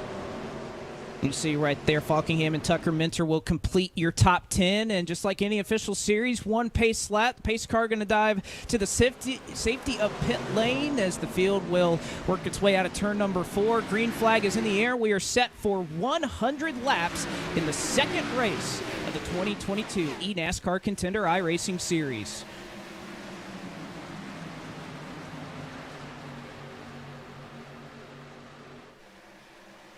And already you see some drivers starting to venture way up the racetrack. Seth the Merchant was one of them as he went all the way to the wall to try to make up some time here on this opening lap. Salas is clear by a couple of car lengths over what is now a battle for second between Derek Justice and Timmy Holmes. And they're going to make it 3 wide behind them as Salas looks to run away from the field. I saw Caden Honeycutt, Blake, move to the middle, 3 wide on the back straightaway. That was in between Tucker Minter and Dylan Alt. Looks like Daniel Falkingham might have had a loose moment there in the middle of turn 3, so he wipes up the racetrack, and Caden Honeycutt makes it into the last spot in the top 10. 3, 4 wide, many lanes you can use, Blake, here at this Homestead Miami Speedway, and they are making good use of it in the opening 2 laps. Well, one thing about this Homestead Miami Speedway, as I competed in this race last year, is you can venture up to that wall. You can make a lot of time, especially here on these restarts in the early part of the run.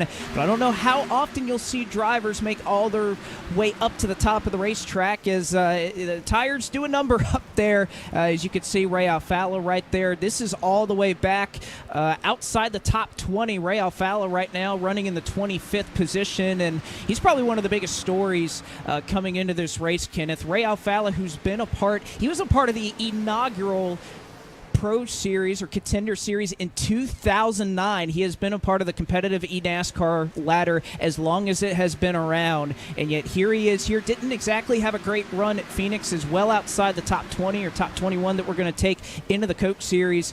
So our eyes are on him, and not a great qualifying effort, unfortunately, for him, but he's up 5 spots since the drop of the green flag.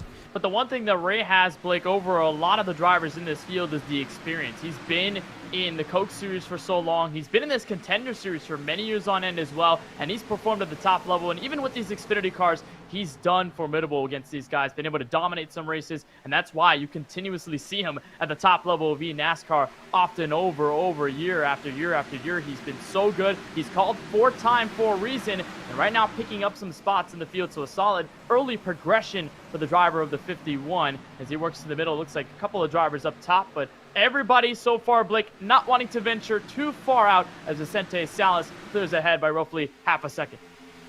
Gee, you saw one driver really loose back there. That was Blaze Crawford as Alfala made his way by. As you take a look on Derek Justice right now, currently running in the 2nd position. Finished in the top 3 here at this track in this series 2 years ago. Didn't exactly have a great run when I was a teammate of him last year, but showing you why that he is stuck around in this eNASCAR ladder.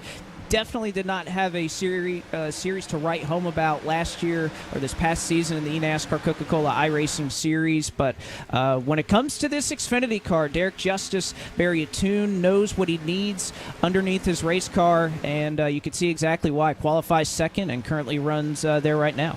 A very composed driver Derek Justice is, but he may have some pressure behind you. Look at the battle for third right now. Timmy Holmes and Derek Bordeaux, the 67 and the 04 going at it. Looks like they're about to go at it as they head back to turn one. But Derek Justice, one of the potential 6 North Force racing cars in this eNASCAR Contender iRacing Series field, Blake, and that's going to help a lot of the teammates. They've got young guns in there as well. You look at guys like Parker White, and then Derek Justice being one of the older, more experienced guys who's had experience at the Coke Series level. And Justice looking to properly respond. Finished 29th 1 week ago at the Phoenix Raceway. So this definitely so far over the first 7 laps has been a proper response so far.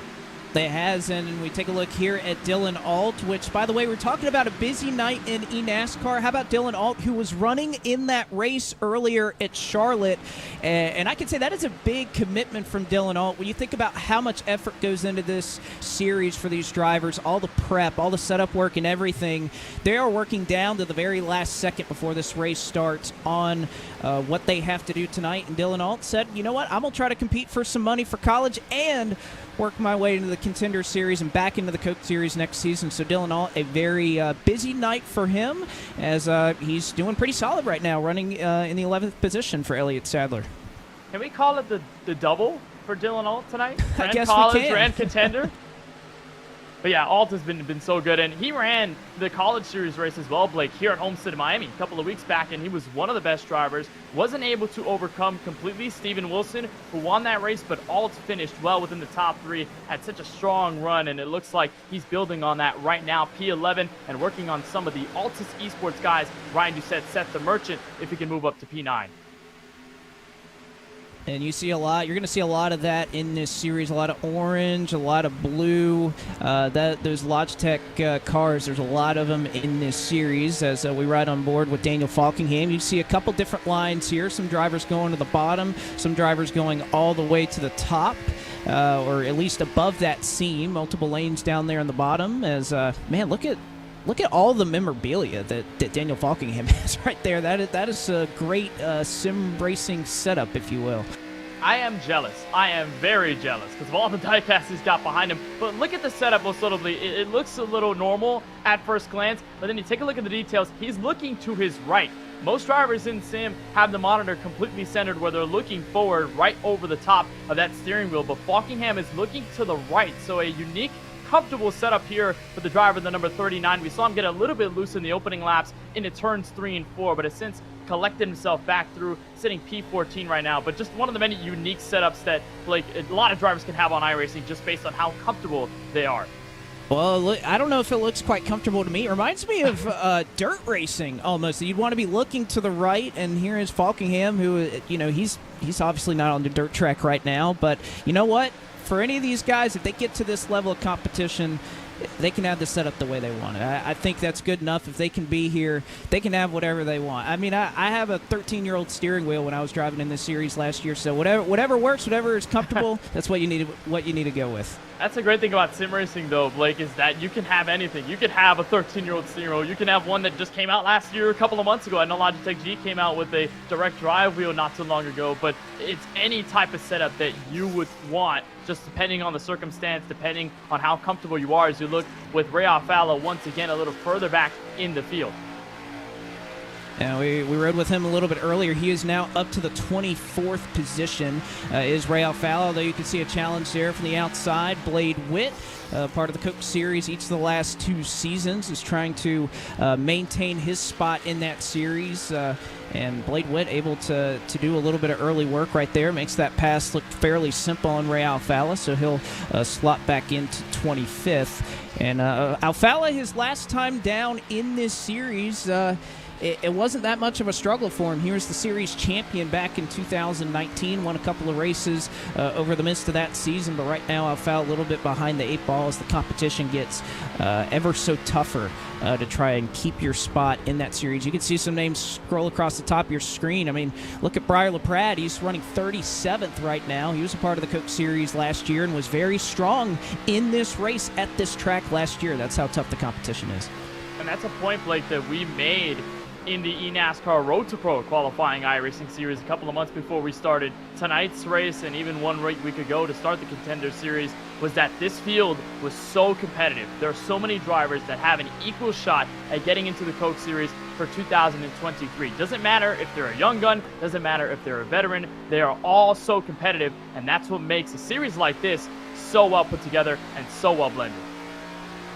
Well, and speaking of a driver who has been here a number of times, Jordy Lopez Jr., it's not often that you see drivers rise up to this level and immediately get their spot in the Coke Series. Sometimes it takes a little bit of stalling out. It takes some failed attempts, and Lopez knows a little bit of that, has been very strong for a number of years in the Road to Pro qualifying iRacing series down in the truck level, and just hasn't had everything come together at the right time in this series, and that's something that can happen in a 7-race runoff, if you will. But Lopez and that Logitech G Altus group, you can see Michael Cozy, teammate, right behind him, running inside the top 20, which at the end of the day, you know, that's the marker that you would be aiming for to finish. You can finish in the top 20 in every single race, regardless if you're winning, Kenneth, or you're 19th.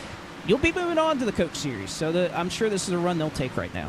Yeah, the Contender Series, most notably, is all about consistency, how well you can put these races together, even if you're not outright the fastest car on the racetrack or winning every single race. Jordy Lopez Jr. just trying to hold on to his consistent run at the moment, but he does have a couple of patrons in front of him. Kevin King, Cody Bias, Alan Bowes, all on a single file train that moves pretty far up to the field. A lot of these guys not completely separate. And Jordy Lopez Jr. does have a teammate behind him, Michael Cozy Jr., in the number 99. So a little help and potentially some targets here as you take a look at Cozy Jr. and Lopez Jr., the 2 juniors for Altus Esports. You can see a lot of focus and a lot of communication goes on before these races as they're trying to chase down a driver in front of them who was a part of the inaugural Contender Series in 2009. There's only 2 drivers who were in that first series that are running here tonight. That is Kevin King and Ray Alfala that have been doing this for quite a long time. So you have some newcomers and some, I wouldn't say young faces, but just newer faces, and Lopez Jr. and Cozy Jr. who have been doing this for the last handful or couple of years or so. And then you have Kevin King, who has been at this as long as iRacing, Kenneth, relatively has existed. And a lot of these guys looking for the redemption, you know, not able to make the Coke Series, or for Kevin King, hasn't been in the Coke Series in a long while. So this statement for 2022 may be a big one if they can put it together. And you're watching Jordy Lopez Jr. fall a little bit shy of Kevin King at last time by, although he was a tad bit faster, just keeping the maintained gap. As there's a look at Kevin King right in front of Jordy Lopez Jr., the Dominican driver. And for Kevin King, he's looking on right now Cody Bias, and they have a front row seat as well, Blake, to a battle inside the top 15. Daniel Falkingham and Parker White going at it. Well, when you look at Kevin King here, you think about a lot of names who were around at that time. You think about Tyler Hudson, who was a part of this series. How about even Ryan Bauer? He's been behind the scenes with us a number of times. He was a part of the first Contender Series back in 2009. A lot of names: Dale Earnhardt Jr., TJ Majors, Richard Towler, Parker Kligerman, Matt DiBenedetto. I mean, the list goes on and on of drivers who have had at one point or another what they call a black stripe on the service, a pro or Drivers World Championship license that, of course, now leads into the eNASCAR Coca-Cola iRacing Series. And this is a young man's game, I guess, Kenneth. Over the last couple of years, this series, the competitive ladder has looked a little bit younger, but it's nice to see that there's some staying power and drivers like Kevin King, drivers like Ray Alfala, who are able to do this for a very long time and do it at a high level.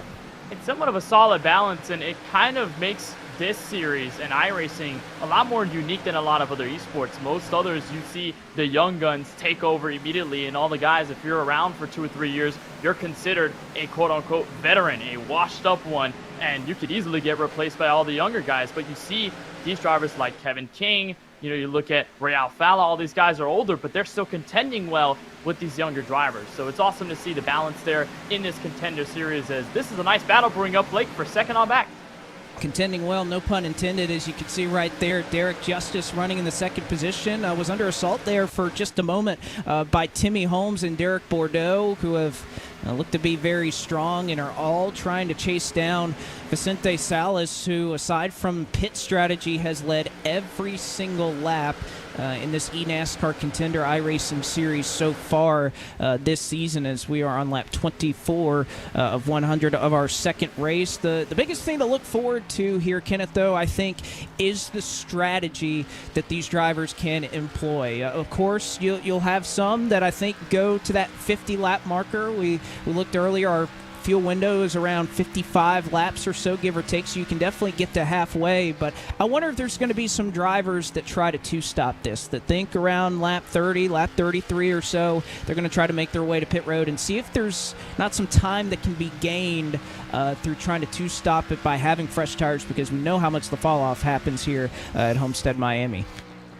Yeah, that is going to be big. Tires are going to come at a premium as we take a look on the bottom left of our screen, the iRacing race analysis from Homestead in Miami. And you're right, Blake, these guys can go roughly halfway through the race on just that one stop. Just 100 laps, 150 miles, just over 240 kilometers here in South Florida. But I do want to point out the pit road speed limit at that 50-mile-per-hour mark. But it is a tough entrance when you're braking and turning left into the apron at the same time. We've seen many guys be caught up with speeding penalties. A lot of guys even miss pit road if things go completely awry. So I gotta watch out for that pit road speed limit, and also the tire sets available. Only 3, so you have to make good use of the amount of times you come down for service.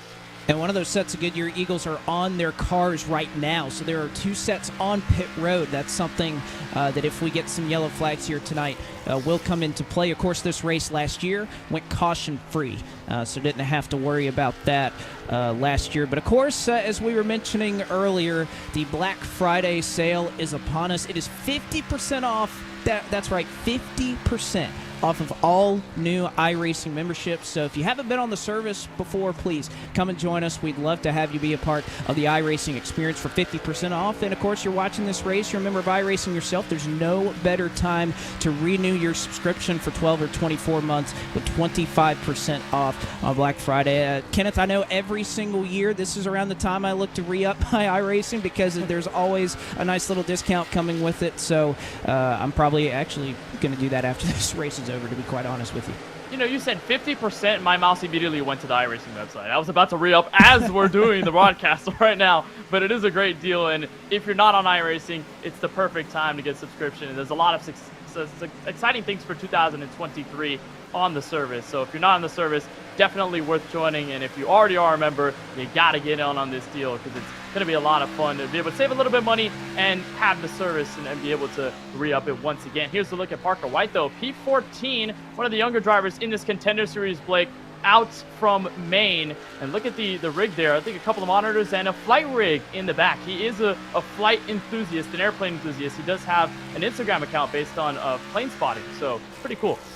A man of many talents is Parker White, who has really taken this series by storm. When I think of just pure raw talent, the likes of when we saw Donovan Strauss kind of make his way up and through the series, that's kind of what I see in a Parker White, who has just had so much speed, hasn't really had many seasons worth of experience in this competitive ladder, but has immediately hit the ground running and has been a part of some strong runs. Started back in 20th in this race. He's in 14th right now, so he's running up front. And, of course, you can see right there up front, you can see Vicente Salas right now, who has been dominating this race, has started to slip a little bit. That lead starting to shrink ever so slightly right now. But Vicente, I don't think it can start much better than this. You get a win, you get all those 40 maximum points you get for it, and then you come out, win the pole for your second race. I mean, these early races, Kenneth, they are so important to get off on a good foot, and there's no way that Vicente could start better than he has so far in this Contender Series. Yeah, more often than not, Blake, if you start well, chances are you're going to build on that, and you're going to finish well to follow when you get all the way to Texas Motor Speedway to close off this 2022 season. And for Salas, a win isn't even necessary from Homestead of Miami. He got the win in Phoenix, yes, another win would be fantastic to only build on the buffer between himself and the entire Contender Series field. But even if he doesn't come away with a win tonight, he's already got so much speed behind the wheel of this Toyota Supra that he would be able to finish in a top 5, top 10 and grab some solid points in this intermediate race. But you watch Derek Justice, he is closing in ever so slightly. That last time by, 34.950 for Justice, 35 flat for Vicente Salas. So Justice on the way to potentially take away the race lead and give us our first lead change of the night. How about Malik Ray right now, who's running 3 wide. Daniel Falkingham starting to falter quite significantly, as he may have had a little bit of an issue or just got very loose, so he gets split 3 wide. Malik Ray will try to make his way up.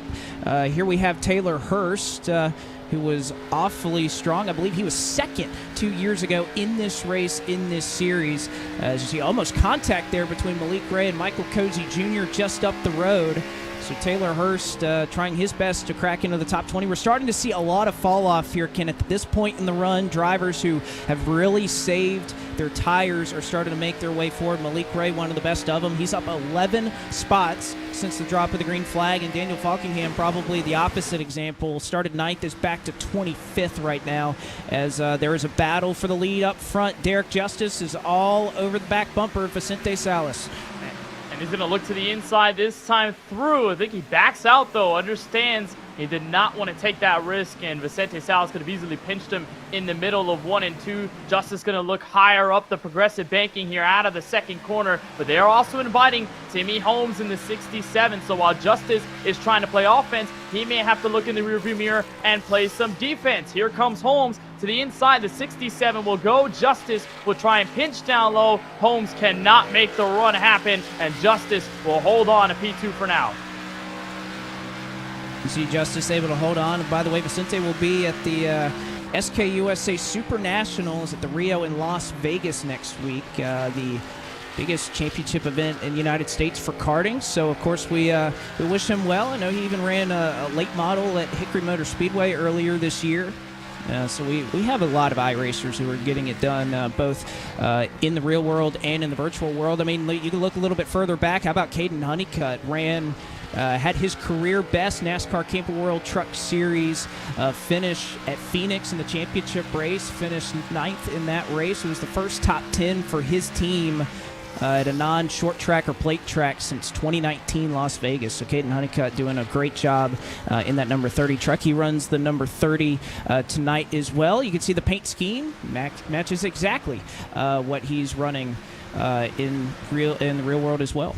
You know, it's so surreal watching Caden Honeycutt, Blake, right now on the racetrack in Sim. And I was there at Homestead watching the truck race and seeing him. I was pretty much directly straight from his pit stall in the grandstand. So it is crazy to see Caden Honeycutt both race in real life in the Truck Series at Homestead, and then a couple of weeks later driving in Sim at Homestead of Miami Speedway with these Xfinity Series cars. But Honeycutt has made a progressive move through the front. He started 13th. He's up to P7. Not the largest charger by any stretch of the imagination, but Honeycutt doing some good work here. Next driver up, Tyler Gary in P6.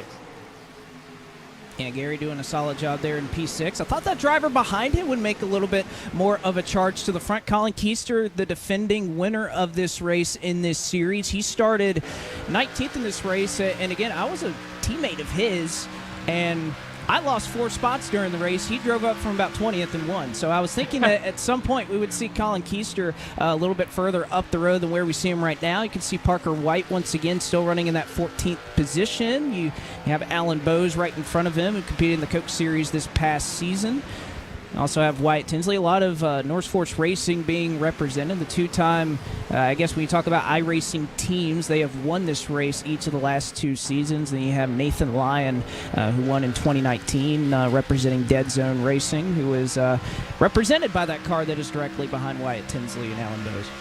And Wyatt Tinsley here, look on the rear end of his Toyota Supra, the driver out of Hampton, Virginia, one of the newer entrants into this eNASCAR Contender iRacing Series, had a successful Road to Pro qualifying iRacing Series campaign to couple with the driver 2 spots behind him in Parker White, who's looking on Alan Bowes a little bit there for P13 on the racetrack. And Tinsley coming off of a strong run at Phoenix 1 week ago, Blake. Finished inside the top 10, finished 7th. One of the more consistent cars all night long, so Tinsley only looking to build on that here at Homestead, and it is working so far. Maybe a couple of spots that it could be taken away with the likes of Dylan Alt, Tucker Minter, and others in front of him, but Tinsley putting up a solid performance so far. You can see these cars that are really able to carry a lot of entry speed here. This is James Wenzel back here in the 38th position.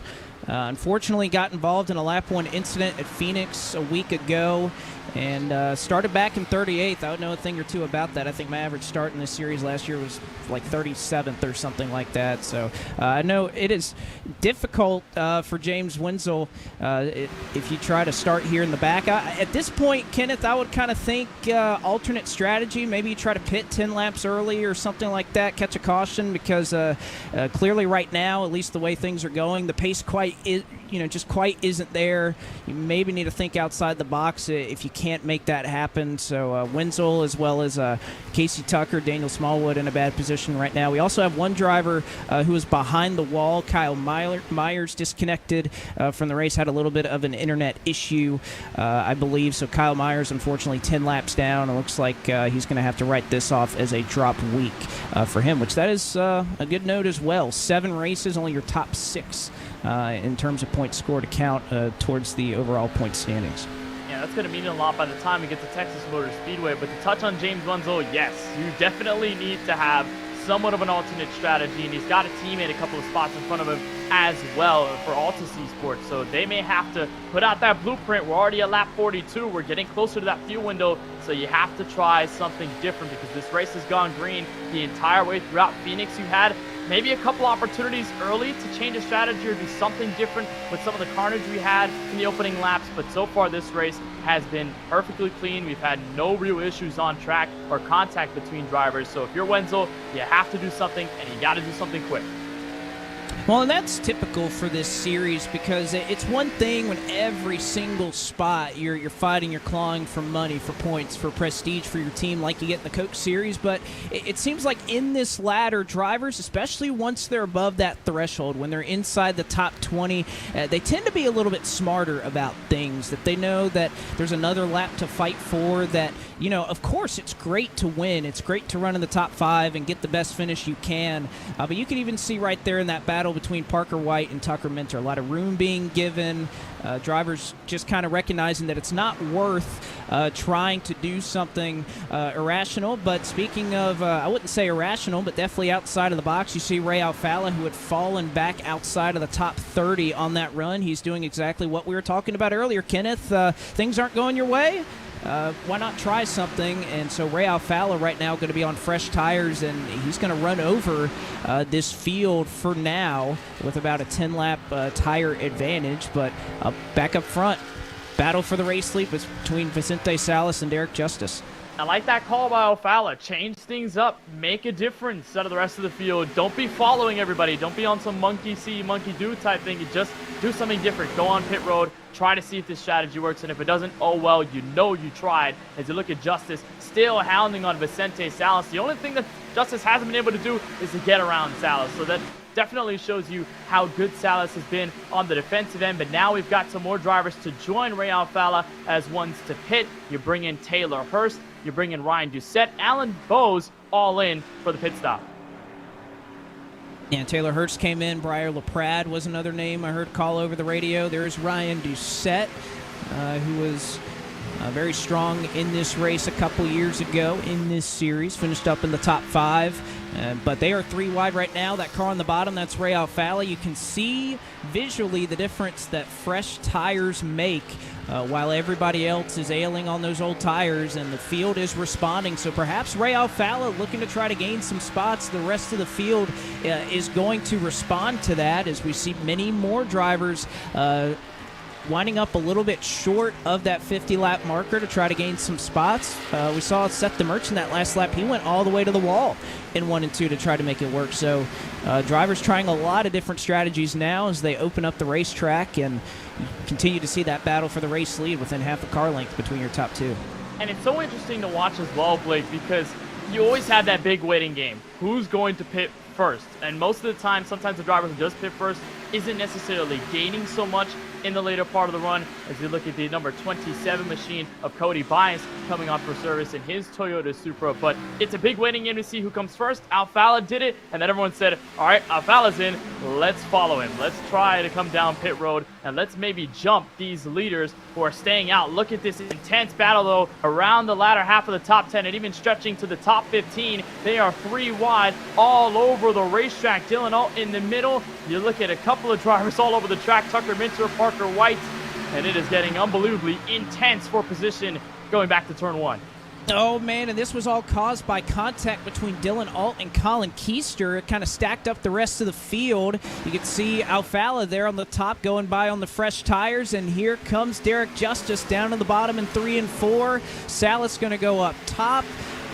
And we will see if Justice can pull off this move. Oh, a little bit of a slide there as he gets onto the apron. Salas going to be able to use that top side to hold on. 52 to go as we nearly split this race halfway. So Justice battling to try and catch Vicente Salas, and Colin Keister going to take advantage and try to come down pit road. He has completed the service on his pit stop. So Keister, after getting a little bit of a bump there from Dylan Alt, going to not punish his tires any longer, and he's going to short pit this by just 1 or 2 laps of halfway, as we are hearing a ton of calls to come down pit road this time, Kenneth. This is going to be a big portion of drivers as their contact in the midfield. Derek Justice hitting pit road this time through. He'll lock up the brakes a little bit. He'll try to avoid a potential speeding penalty. So more drivers in. Wyatt Tinsley, Parker White in that group to follow. But I saw some contact around the 33 of Taylor Hurst, and I think it might have been Tucker Minter that he got into. Fortunately, they all saved it, so no caution, but a big moment there, and that may lose them a ton of track position. It was Tucker Mentor and Kevin King that made contact into turn number 3. They exchanged some words. They weren't so happy with one another, but they're going to have to pit here in short order. You can see there is Vicente Salas making his way down to the pit lane, so your race leader is in for service. He'll pull another couple drivers with him. Derek Bordeaux has made his way onto pit road. Timmy Holmes directly behind them. Kevin King, Tucker Mentor. So most of our drivers who have made their way down starting to do so right now, and Seth the Merchant, Kenneth, is doing something a little bit different. He's been running the top side of the racetrack, which we haven't seen a ton of outside of the initial start of this race. And I think he's trying to make speed up there. We hear how much the tires wear on the top side, but I think if you save them properly, there's a lot of speed up there, and DeMerchant taking advantage of that at the end of the run, and oh man, did he about almost hit the pit barrels there. Oh man, that was so close. I talked about it, Blake, when we touched over the iRacing race analysis. You do not want to make a mistake coming on a Homestead of Miami Speedway pit road, because that could easily happen to you. And if he was maybe a couple of inches more to the right, that would have been a solid visitation to those yellow tire barriers. Fortunately, though, the Merchant is able to keep it stable. He's able to hold on a pit road, and I believe he escapes without a pit road speeding penalty to follow. So DeMerchant gets saved. Here's your new race leader, Dylan Alt, going to transfer it over to Andrew Navarro, who will stay out, and Alt's going to come in for the first time tonight. So Dylan Alt is in. Andrew Navarro is right now on the racetrack. Talked to him before the race last week and asked him how are things going to be different for a first-timer in this series? Why are you going to be somebody that makes his way into the Coke Series? And he noted the preparation by all of his team at Tranquility Esports and all that they do to support him. Right now, it hasn't exactly been going his way tonight, but right now he is your race leader, still out on the racetrack. Casey Tucker has also not made his way to pit road just yet, but it looks like Navarro going to do so this time around and call over the radio. So is Casey Tucker. So it looks like this round of pit stops will conclude. And as far as things cycle out, Kenneth, this would be your race leader, Alan Bose, who came down pit road at lap 45 is when he made his trip down pit lane. So short pitted a little bit, got himself some track position out of it. Yeah, but I wonder here how big the difference is going to be between himself and Derek Justice. It's roughly 4 or 5 laps, and that does mean a lot here at Homestead of Miami Speedway. You saw when Ray Alfala came down pit road tires are at a premium at this track because although it isn't the most abrasive on the oval side of things, it does wear out your tires significantly. And as Derek Justice tries to hound in on second place Ryan Doucette, it is only a couple of more car lengths before he will get to Alan Bowes. And this is a solid strategy for Justice here, who is able to leapfrog Vicente Salas and keep pace in front of him. So if Justice can get in some clean air ahead of Vicente, this may be a proper change for the lead and maybe a change for the race win into 45 laps to go. We'll see if it works out for Derek Justice, as Alan Bowes has inherited the race lead and is just about half a second in front of the Baskin-Robbins Toyota. But it has been an eventful night in eNASCAR competition. Of course, we had the eNASCAR College iRacing Series that ran just a little bit earlier from the Roval at Charlotte Motor Speedway. And it was eNASCAR Coca-Cola iRacing Series driver in Steven Wilson that ended up taking the win in that race. And he's done a number. I remember talking to him at the championship race in Charlotte at the Hall of Fame. He said, so far in the College Series, I run $7,000 in a free laptop is what he had won already, and that was before tonight, Kenneth. Yeah, he had won the 2 races in a row, one of them here at the Homestead Miami Speedway. But you look at some of what happened earlier tonight in the eNASCAR College iRacing Series. A lot of beating and banging, a lot of interesting moves. You see that slide by Newbigging there. I saw that live on the broadcast talking with James Pike. Here's a great battle between Scioli and Nate Stewart, the 4 and the 7. This is inside the top 3. But you're right, Steven Wilson absolutely dominated the field, and he's one of the guys looking on the sidelines in a good way for this race tonight at Homestead for the Contender Series. He's already very well locked into 2023 on the Coke side of things. And the next race, November 29th, in a couple of weeks from Nashville Superspeedway. And that's a very difficult racetrack at Nashville Superspeedway to try to tackle. So these college iRacing Series drivers will have their hands full, as they did tonight. The Charlotte Roval, it's not exactly an easy one, especially here in this NASCAR Xfinity Series car. I was able to attend that race in real life, and boy, were those drivers having to wheel it around that racetrack. So while we were away from the action, Derek Justice has pulled out to about an 8 or 9 car length lead over Alan Bowes. So Derek Justice right now your race leader. Another unfortunate thing to report of a driver that we were following along earlier, Jordy Lopez Jr. speeding on pit road. He had to come down a second time and serve a time penalty. So Jordy Lopez Jr. 2 laps down, running in the 39th position is Jordy Lopez Jr. You can see Ray Alfalo right now. Kenneth kind of on the flip side of that tire strategy, got some track position, but he's going to lose it now being on some older tires. And the fact that he pitted a little bit earlier means most likely he's going to have to pit again before this race is all said and done, which is going to mean more track position loss, maybe a gain in that last leg of the event once we get closer to lap 100, but it is going to be a tough trek, and he may even lose a lap if he comes down to pit road, because we're probably certain, Blake, that nobody else is going to come in. Here's a look further up to the field. Vicente Salas has gone by Ryan Doucette, has gotten by Joey Brown, and now looking on Alan Bowes. I was worried a little bit, Blake, whether Salas was able to get through some of the dirty air and some of the traffic to catch up to Derek Justice, but so far it looks like it seems to be good for the moment. Well, and I think that difference, Kenneth, was on pit road, getting onto pit road. We talked about how difficult it is, especially this racetrack, to get onto pit road. You think about some eNASCAR mishaps that have happened. I know Nathan Lyon had a pretty interesting contact with the barrels. We saw it almost a little bit earlier in this race, but it looks like Justice was just able to get in a little bit better right now than Vicente, and exit and has the fresher tires, and will look to drive away and try to make it a win here for Derek Justice tonight. Salas in second, makes his way by Alan Bowes. So does Joey Brown in third. And now Bowes kind of starting to suffer a little bit on those older tires. But Justice, Salas, and Brown sitting pretty right now. And, you know, Kenneth, this is why in these races execution matters so much. Everybody spreads out a little bit. And, again, we kind of get into that period of time where everybody's going to try to take care of each other. If you're in the top 20, a point here or there, it's definitely important, but it's not worth losing 15, 20, 25 points. And you'll see some respectful racing as we look at the battle for 7th around Tyler Gary.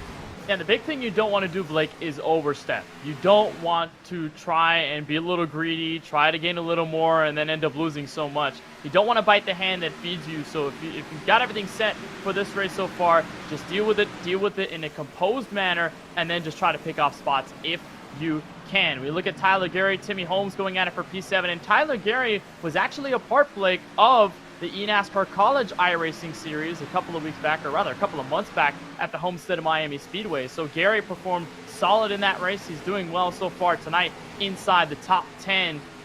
And it looks like he's holding Holmes by for the moment. But they are catching up to Ryan Doucette and Tyler Gary. So this fight quite not over yet. They're starting to make up some ground, by the way. The other Logitech Altus Esports car we mentioned earlier, Jordy Lopez Jr. just retired from this race, so he has called it a night. But you can see the flip side of it right now. They have a little bit of speed underneath the hood as Ryan Doucette right now trying to chase down Derek Bordeaux, who's driving away off of turn number 2. Ryan Doucette was an eNASCAR Coca-Cola iRacing Series driver in 2021, fell out of the series and fell out of Contender last year. Some of it being some contact with me. We seem to always find each other, and we're crashing last year. But Doucette trying to make his way back up the ladder, and I'm rooting for him to do so. And he's doing a solid job right now, running in what is now 7th as he sees a challenge from Tyler Gary on the high side. I think it's great that we have you in the booth for this Contender iRacing Series because you had literally the first-hand POV. I was watching from I was watching your streams when you were racing last year. So, I mean, it's cool to have that perspective that you and Ryan just said and the experiences you guys have had together. But the tires are falling off for the Altus Esports Ford Mustang. White Tinsley going to take advantage of this as well as Timmy Holmes and Tyler Gary continue to go at it. I wonder, Blake, if Holmes is just waiting for the right opportunity for Gary to make a mistake, or if this is just trying to hold serve and they can pick their way through the field without having to battle too much. I think Holmes definitely had some better track position and may have pit just a little bit later. But again, one of those situations where I think Gary knows that Holmes has the tire advantage. You're in a really good point situation right now. Tyler Gary finishing top 10 last week. Oh, that's not going to help. A little bit of a blink right there, but all good for Tyler Gary. So you're going to race hard. You're not going to lay over and give him the spot. You're going to make him earn it. But again, I think you're going to see a lot of courtesy here given because at the end of the day, if you're Tyler Gary, maybe you lose this one spot to Timmy Holmes. At the end of the day, you're points racing. You're racing to get into the top 20. And right now, you're well above that goal of where you need to be. So if you're Tyler Gary, you're not worrying too much right now as he's going to try to make a way by Alan Bowes. As Kenneth, I believe you've caught up with Jordy Lopez Jr. Indeed, here with the Jordy Lopez Jr. machine. And Jordy, just walk us through what happened on that pit road cycle. So I was trying to underfuel, and I tried to make the adjustment in the pit road, and I unclicked it too early, and I would have had to pit again. And then when I was leaving the pit road, I accelerated too early, and I got speeding. So it put me 2 laps down. It seems like the race was just going to go green, so I'm just going to call it a night. Unfortunately, a tough break here from Homestead of Miami Speedway, but of course many chances to pick up some more points, and maybe this week could be the drop week for you. Auto Club Speedway next on the calendar, November 15th. What are your thoughts about that track? It's going to be very tricky because there's 2 lanes to run, and it's just going to be about being smart on the line you pick and like how you take care of the tires. So yeah, I'm not really too excited about it, but I just hope that everything goes good. Well, we're sorry about what happened tonight from Homestead, Jordy, but we appreciate you taking some of the time, and best of luck in the rest of this Contender iRacing Series season. And Jordy Lopez Jr. will step away from us again. We appreciate him taking the time. And again, Kenneth, the one thing about this series is you do get one drop. That's been a part of the series as long as it's been around and in its current format. So Jordy Lopez Jr., great run last week inside of the top 15. So you can't get away with these drops, but it's definitely something you want to save in your back pocket for maybe the 5th or 6th race down the road. But unfortunately tonight it looks like that's going to be drop territory for Jordy Lopez Jr. tonight. Yeah, for sure, and so unfortunate for him as well because, again, came off with a strong finish at Phoenix to start this all off, finished second, and was in high hopes. And although tonight could be a drop week and it won't matter in the points of the grand scheme of things if he's able to do well in the rest of the campaign, it is still going to hurt a little bit mentally, knowing the speed that you had tonight, knowing the possibilities of what could have happened if there wasn't a speeding penalty in mind or in that sequence of events. So unfortunate for Jody Lopez Jr., but hopefully we'll see him rebound once we get to the Auto Club Speedway next week. See if he can do that as we take a look. If you've been watching eNASCAR for a while, you're familiar with this driver. He's won a couple of championships down in the trucks in the eNASCAR qualifying iRacing series. That is Brandon McKissick, who has yet to reach the top of the ladder, currently running in the 24th position as he just made his way, or excuse me, 25th, just past Ray Alfalo right now. And you know, these are where these positions, Kenneth, can get so important, that you're battling for every single point. Your night isn't going the way you quite want it to. You're going to race as hard outside of the top 20 as you see these guys doing right now. This is for ninth as Wyatt Tinsley tries to hang on over Alan Bowes and Colin Keister. If you're near that latter half of the field, you definitely want to push it a little bit more, but at the same time, you don't want to waste your equipment because we're still 27 laps out from the checkered flag. That is way more than enough time for the tires to wear out even more and for your situation, if your car's not handling the best, to get even worse. So you don't want to do anything crazy. You just want to keep yourself composed like Brandon McKissick is right now and just take what you can get. And right now, for the moment, further up to the field in the top 10, Alan Bowes is trying to get as much as he can get, although he was losing out to Parker White, Colin Keister, and company. It's been a tough road there for Bowes, but that's just because of the tire difference. It's just with the call. And at this point, Blake, without any yellows so far on the track, if you've got your bed set, you got to lay in it. That's exactly right. That you're just kind of stuck where you are, and you have to try and do the best that you can with the car that you're dealt. As Alan Bowes right now running in the 11th position. Again, a positive for him as he is running, of course, inside the top 20 that you would want to be a part of. And, you know, Kenneth, one thing I think that's interesting when you talk about this series, you could see a couple of liveries out there that resemble the scheme that they had in the eNASCAR Coca-Cola iRacing series, and how much that plays into everything. Of course, during the off-season, free agency is a special time where teams are looking to either re-sign or perhaps get a new driver in the eNASCAR Coca-Cola iRacing series. One of those drivers is Briar LaPrade right now, currently runs in the 29th position. He was somebody, Kenneth, you know, that this is what can kind of be heartbreaking about this series. If you're a team owner, you like the teammates that you have, you want to bring them back. But unfortunately, right now, LaPrade didn't quite have the run he wanted last week. He's going to get passed now and fall back to 30th. And it's tough for these team owners that they have these drivers like Briar LaPrade that somebody like Dale Earnhardt Jr. really believes in. They want them to be coming back and competing for them next season. But this is the harsh reality of this series, that sometimes things are going your way and sometimes it's not. And right now, LaPrade, as things run, he would be outside of the eNASCAR Coca-Cola iRacing series in 2022.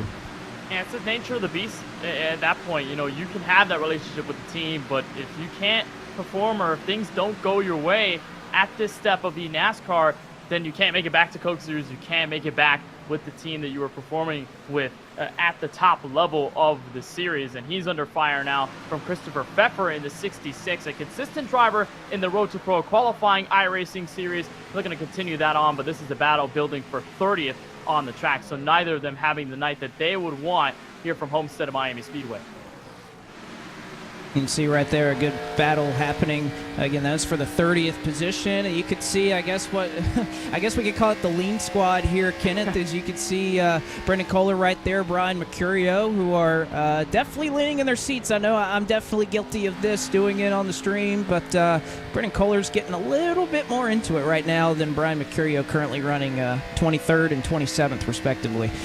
Just tells you the state of the tires at that point. 22 laps to go. We've already built up what, about 25 to 30 laps for a lot of these guys on their set of Goodyear Eagles. So Mercurio having to wheel it a little bit more, and I am not going to say that I'm not one of the leaners with iRacing. I definitely lean into the corner a little bit. I don't know if it gives anybody an advantage or not. It just kind of feels a little bit right to lean into the corner. There's a look back at the battle for 30th. Christopher Pfeffer finally able to overcome Brian LaPrade in the 88. There's a look at Brian LaPrade and his left for Billy to Supply, number 88 machine, as he tries to hold on to what he has left into the final 21 laps. And at this point, it's just really tough. You kind of am hoping for a caution at this point to try and change your fortunes around, which, by the way, for all of these drivers, there's only one set of tires left on pit road right now. So if we were to get a caution, you kind of have to question, do you stay out? Do you maybe hope for another yellow? Or are you going to take that final set right now? There's a lot to be had right there with just so few tire sets available for these drivers. And back up front, Vicente Salas has reined in Derek Justice just a little bit, but also you have Joey Brown, who is doing a lot of work right now, trying to catch Vicente Salas. And oh boy, I'm telling you, Kenneth, right now Joey is about as focused as anybody is. He almost looks angry right now, which I guess driving angry, it's working for him right now. It's a vigorous practice to drive here at Homestead Miami Speedway, and to couple that with one of the most competitive series on the iRacing platform. And Brown has been trying to work on Salas over the past run or so. It just has not come his way. And you can see that the laser focus trying to make sure he can get every little bit of that wheel he can coming out of the corner. He's just really stabilized with Salas, which is the same thing for Salas against Derek Justice. He closed in at about 0.6 of a second, and now it stayed there. It really hasn't closed in. It hasn't opened up. It's been all the same between the top three, but Joey Brown, despite the face, could come up with an optimistic finish. It would be his second straight top 5 finish over the first 2 races if he can get it done. I love the baseball or softball jersey that he was wearing. I couldn't see the lettering, so not sure what team, but are those Orioles colors?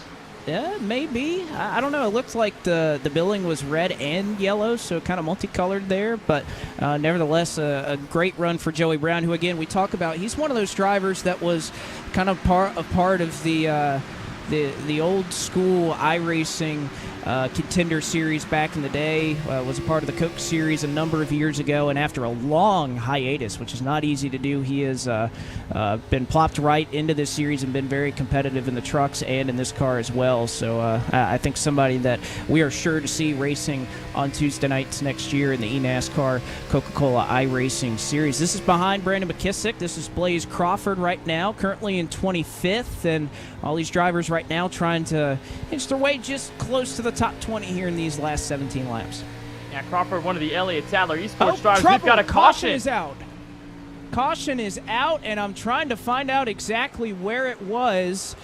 As you can see, one car is slow and off the pace. You can see right there the number 36. That is Brendan Kohler, who we were following along with just a little bit earlier. And oh boy, does this change absolutely everything, as there was no contact here, Kenneth. It was a self-spin out of turn 4. Kohler got loose and locked it down, and that is what will bring out the caution flag here. So no issues and no damage for the 36, just a innocent spin, but boy, is this going to change the complexion of this race.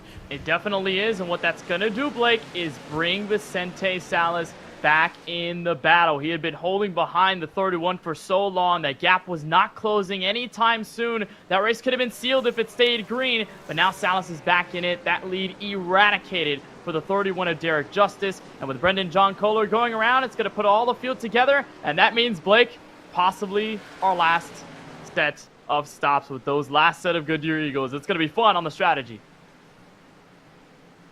Oh, man, that is the last thing that Derek Justice wanted to see, as most of these drivers going to come down and take their last set of Goodyear Eagles. Most of them. We'll see if anybody's brave enough to stay out, but with just 15 laps to go, I don't think that we will see that. You can see how close they are on pit road. You need to execute, you need to get in your stall and get off of pit road. This is where Vicente Salas right here winning the pole, that lead pit stall could be a big benefit right there.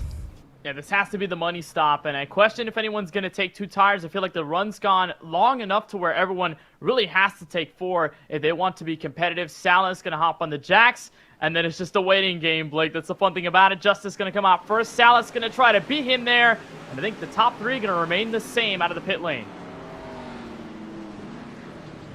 And you see the drivers working their way off of pit road, and so far, no black flags to speak of. This is the 36 of Brendan Kohler right now. Gets to the bottom of 1 and 2, gets those left sides on that seam, gets a little bit loose, and man, just the darndest thing. The car just snapped around on him right there, locks it up as soon as he spun around. So Brendan Kohler right there gets I think for him what would be a much-needed caution right now. Currently runs in 31st, but yeah, fortunate there he doesn't get any damage. I think one car may have scraped the wall on the outside trying to avoid that.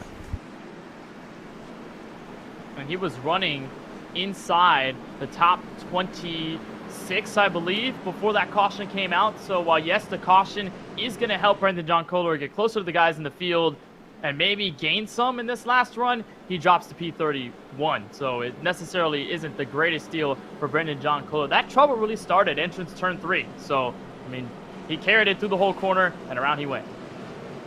And see right there, next week we will be live from the Auto Club Speedway. Again, this schedule resembling exactly what we had a year ago. So Auto Club will be the 3rd race yet again. Again, that'll be right here on eNASCAR.com/live at 9 p.m. next Tuesday night. The Auto Club Speedway, especially here in these Xfinity cars, Kenneth, I think this is one of the more fun combos, multi-groove, everything that you can think of. There's a lot of opportunity at that racetrack, so a very fun place to drive for these drivers, and one of the most heralded racetracks on this service, especially for this car. And one thing about that track, as big as Auto Club Speedway is, it has so many lanes. We could probably expect 4 to 5 wide racing at certain points just based on how tightly packed the field is. So Auto Club is going to be a lot of fun. And one thing also to note, last year in the Contender Series, Donovan Strauss took the win at Auto Club and then went 2 in a row after a National Super Speedway. So if somebody wins at Auto Club, maybe the trend could continue. Maybe time will repeat itself. Who knows? But Auto Club going to be so much fun in 1 week time. All right, so we are going to speak very quickly with Vicente Salas, which, Vicente, congrats on your win last week, but what do you think you need to do here to try and make it 2 in a row here? I mean, we're just going to have to drive harder than him. We were catching up at the end of that run there and keeping pretty even with them. So, I mean, we'll see what we can get here. It'll just be about positioning ourselves, and honestly, we're just trying to grab points. So we're going to just have a good end of this thing. You think the high side will be a play here? It could be, but I think you'll also see guys wrapping the bottom and running the seam. All right, Vicente, thank you. Thank you, guys. All right, I always love that. I mean, we're right before a restart. There's so much on the line, Kenneth, and these guys are willing to talk to us and be pretty brutally honest. So I love that from Vicente. But he's also honest, too, that, again, we're here for points. A win would be great, but at the end of the day, we just need to finish and stay up front where we are. So the pace car will dive to the safety of pit lane. That caution sets up an 11-lap dash to the finish. Field will be led to the green flag by Derek Justice, as in just a couple moments he'll approach the Geico restart zone, and an early launch for Derek Justice will launch him away. Green flag is out. And already some blocking in the hornet's nest of the field, but a clear jump for the 31 of Justice. Here comes Joey Brown to the inside in turns 1 and 2. Timmy Holmes to follow. Many taking the very outside lane, but Justice cleared away out of turn 2. They are 3, they are 4 wide, scattered throughout the entire field as Justice able to scurry away with the race lead. You can see Holmes in second. Oh boy, they are just inches off of each other all throughout the field. You can see Parker White with the head of steam. One car is very loose on the top side. Tinsley going to try to shove his nose up. Or no, excuse me, that's Alan Bowes. I mean, Kenneth, they're 3 wide just about everywhere through this field. And they're about to be 4 wide. Alan Bowes is going to get put through the middle. Seth DeMerchant in there as well. Tyler Gary at the top. Andrew Navarro at the bottom. They are still 3 wide. Multiple rows deep. Malik Ray almost making contact a little further behind. It is getting haywire in the final 10 laps. Still 3 wide. DeMerchant down low under Alton Bowes. I tell you what, Kenneth, that top side right now is where you want to be. Everybody's stacking up. Everybody doesn't know where to go. That top side, especially in 1 and 2, is where all of that momentum is. And we hear again and again how much the tires wear up there. Well, guess what? 10 laps to go. Not a whole lot of time for those tires to wear. And those drivers that have gone to the top side, it has paid off for them as they are 4 wide further back in the field. They are 4 wide. Look at all the Altus Esports cars stuck in the middle. The 77 and the 57. Ryan Doucette, Seth the Merchant. There's Cody Bias. There's the 69 machine of Colin Bowden in there as well. This fight definitely not over, and a lot of points on the line as well, Blake, between the top 10 and the top 15, so you got to keep an eye on that. Meanwhile, Vicente Salas has found a way underneath Derek Justice for second. Can he catch up to Joey Brown before the race is all said and done?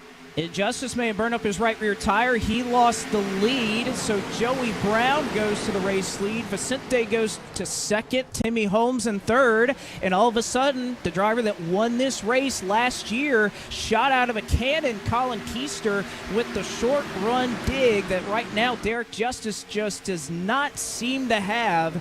So Justice back to fifth. Here comes Caden Honeycutt that may make a move for sixth. Is now Salas. He'll go to that top side. And he drifted up in the middle of the corner, lost on that ground to Timmy Holmes, and he may be under fire here further from Colin Keister in the 8 machine. Here's a look further back. This is Derek Bordeaux looking at Derek Justice, Caden Honeycutt going at it for the inside of the top 5. And this is just a mad dash to the finish. And like you said, Blake, and it looks like another dash to the finish is really just complete opposite of what we've seen all race long. So many long green flag runs, and the caution comes out, and now everybody's pushing as hard as they can. Well, remember before that spin happened, Brendan Kohler was running back in 23rd. That's basically where he is right now. He has worked his way up to 21st after restarting in 34th. You can see them working into, so close there between Derek Bordeaux and Derek Justice right now as they are nearly making contact, and they are making contact off of turn 4. Bordeaux checks up, but Justice will just hang on. And how about Parker White has made his way up into the 8th spot? A great drive for driver 95. And after he started this race in P20, this is definitely the run that he's been looking for. He started dead last in the field, by the way, Blake. 1 week ago at the Phoenix Raceway, moved his way all the way to 17th at the end of it. That was a big win for him. And here comes Wyatt Tinsley to the inside to potentially make it a battle for P8. But Derek Justice, Blake, falling off like an anchor here within 5 laps to go. He needs to stop the bleeding and stop it quick. He is. There's just a couple of laps to go. Again, you want to be top 20, but at this point you're giving up what Justice now. If winning, he would have had 40 points. Now 35, 34, 33, 32, 31, 31 points for Derek Justice. So he has lost 9 points really since the green flag dropped. How about Daniel Buttafuoco back here, who was not competitive at all in this race, was running about 37th earlier. He's back here for 30th. They are still battling their tails off here at the back of the pack, but just not a whole lot that can be done here. You have so many lanes, so many people stacked up. You're just looking for a lane that will work. And right now, Caden Honeycutt will go to the bottom of Keister to try and make that bottom work. Almost gets cut off there by Colin Keister, who is up into 4th. And we're seeing that a lot here from Homestead throughout the entire race. When drivers are going side by side, that guy on the outside can just pinch, use that seam, force the guy down low to grab that white line at the bottom of the racetrack, and it scrubs off some speed. Colin Keister playing some defense there, and you were even looking at it ahead of Daniel Buttafuoco with a battle between Daniel Falkingham and Boyd Hogan. Hogan doing the absolute same thing, and as Caden Honeycutt chases to turn 1, he'll find a nose in, potential pass for 4th. Honeycutt down on the bottom of the racetrack. It will slide Keister up the hill. Keister doing a heck of a job. He's got a little bit of damage on the rear end of that race car. These cars are very sensitive to damage, so Keister, I think all things considered, has to be thrilled with how he is driving here. Honeycutt even has a little bit of damage on the nose of his Toyota Supra. So very good for these drivers that has not hindered their progress too much. But the white flag is out. One more trip around for Joey Brown, who, as we mentioned earlier, has spent several years away from the eNASCAR Coca-Cola iRacing Series, has come back and made a statement all the way through the eNASCAR Road to Pro qualifying iRacing Series, and is looking to do the same here in the Contender Series. You can see the focus on his face as he works through turns 3 and 4 for the final time. Checkered flag in the air at the end of lap 100, and Joey Brown will visit victory lane here at Homestead, Miami. What a great win for Joey Brown. There's a look at 3 wide to the start-finish line. That's Ray Alfala down low, a couple of Altus Esports cars on the high side. But Joey Brown finds The speed up at the front late, he was good all race long, but it was that last restart that he needed to take the lead away and to grab his first win of the Contender Series. He picked up 2 wins in round 2 of the Road to Pro qualifying iRacing series, and this one definitely, Blake, going to mean a lot for him from Miami. It is. It means a lot to him. It means a lot to a new teammate of his in Kevin King, who says all the hard work paid off, and it certainly did for Joey Brown, as he is going to do a burnout here on the front straightaway. Your winner tonight here in the eNASCAR Contender iRacing Series, as he was a part of the first one. He's been around a while, and a very well-deserved victory here tonight. Has been so fast in both races that we've run. He stormed his way through the qualifying iRacing Series in the trucks, and very thrilled tonight. He parks it right on the start-finish line like he's done this before, Kenneth. And Timmy Holmes was there to celebrate as well. He was doing a burnout in synchronization with Joey Brown. Holmes finishes second, but with the way he ran tonight, it has to feel like a win. But a huge success for Joey Brown, getting up to the front late, making it matter, and Joey Brown taking the first checkered flag in the Contender Series for 2022. That he does, as we have concluded the race here at Homestead Miami Speedway. We'll see if we can catch up here in just a moment with your winner in Joey Brown in just a moment, who I'm sure is very thrilled, and he's here. Joey Brown, how you feeling, winner at Homestead? Man, that was awesome. Just incredible. Just to be able to come back and to compete at this level has just been unreal. I was about to ask you about that experience, Joey. We were talking and, looking at the eNASCAR competitive ladder. This has become a young man's game, if you will, but you had several years off of the service. You've gotten back into the competitive ladder and immediately have made an impact. I think it's safe to say that time away didn't hurt you, but what has been so special about making that return to sim racing? Man, it's just, I'm at a point in my life now where it's more enjoyable. I was really into it back in the day, and pretty wound up and made a lot of mistakes, and I think I've matured a lot since then. I probably don't have quite the raw speed I used to, but I have the experience and maturity, and I was content just running for third there. I think old Joey Brown back in the day would have drove the wheels off it trying to get to the lead, but I just kind of let the race come to me. Brad made some awesome adjustments at the pit stop there, and it just took off. It was just unreal. Certainly Brad Wright taking care of you, Joey. Well, we'll let you go. Congratulations on another great run, and I don't know, I think we'll be seeing you on Tuesday nights next year. Just have a feeling. Thanks, man. Appreciate it. Joey Brown, your winner tonight, the Homestead Miami Speedway. He takes the second race of a track that has pretty much been in every single season that we've run in the Contender Series since its inception. And Kenneth, I believe you caught up with somebody who we heard from a little bit earlier in Vicente Salas. Indeed, here with the driver of the 55, Vicente, so much speed after starting on pole. Not the win, but still third place finish has to feel good consistency-wise. Yeah, I mean, just a huge shout out to my guys. Dave Siltman for killing it on the car. Carson Hosevar for helping me and being there for me. Jonathan Platt for spotting me. I mean, for a three guy team with a spotter, I mean, we're not doing too bad against these big guys. So I'm super proud of all my guys, and the consistency is there. So we just got to go do that again next week. It's been the key. First place at Phoenix, third place at Homestead of Miami Speedway. Auto Club next on the calendar. What are your thoughts about Auto Club and how you feel you're going to perform there with the team? We had a good car there last year. I think we have a really good base to build off of. Obviously this week we had a good qualifying setup. I wasn't really expecting that, but definitely happy to qualify on pole, so we'll have a good base for there. But I mean, really, I have to thank all of my guys on my team, everyone at Williams Esports, all of our partners, Miramar Financial, my mom, my dad, my brother, Uncle Steve, Uncle Chuck, my grandma, my grandpa, and I mean, God, it's everyone for supporting me. So all glory to God on this one. Well, we certainly appreciate the time, Vicente. On behalf of our broadcast team, I want to send you congratulations on the third place finish. We'll see you at Auto Club. Thank you, guys. Have a good one.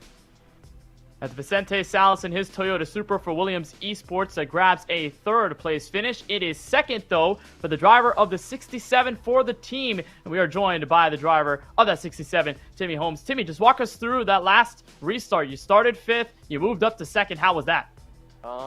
Yeah, we made some good adjustments. Everybody at Victory One was helping me out, and they told me what to do. We did it, and it was just fast. I don't know. I felt like I was just me and Joey were a lot better than everybody else. So I just picked them off one by one, and that was about it. You're able to do that. It's a second place tonight from Homestead of Miami, coming off of the 11th place finish in the first race at the Phoenix Raceway. Now moving through the rest of the campaign. What is that shift in momentum going to look like in the positive direction?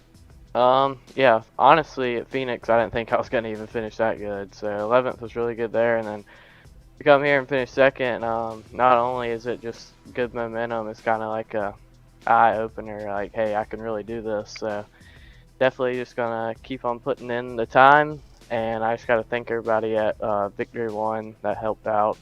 Ryko, Jackson Crowder for spotting me. I think that's about it.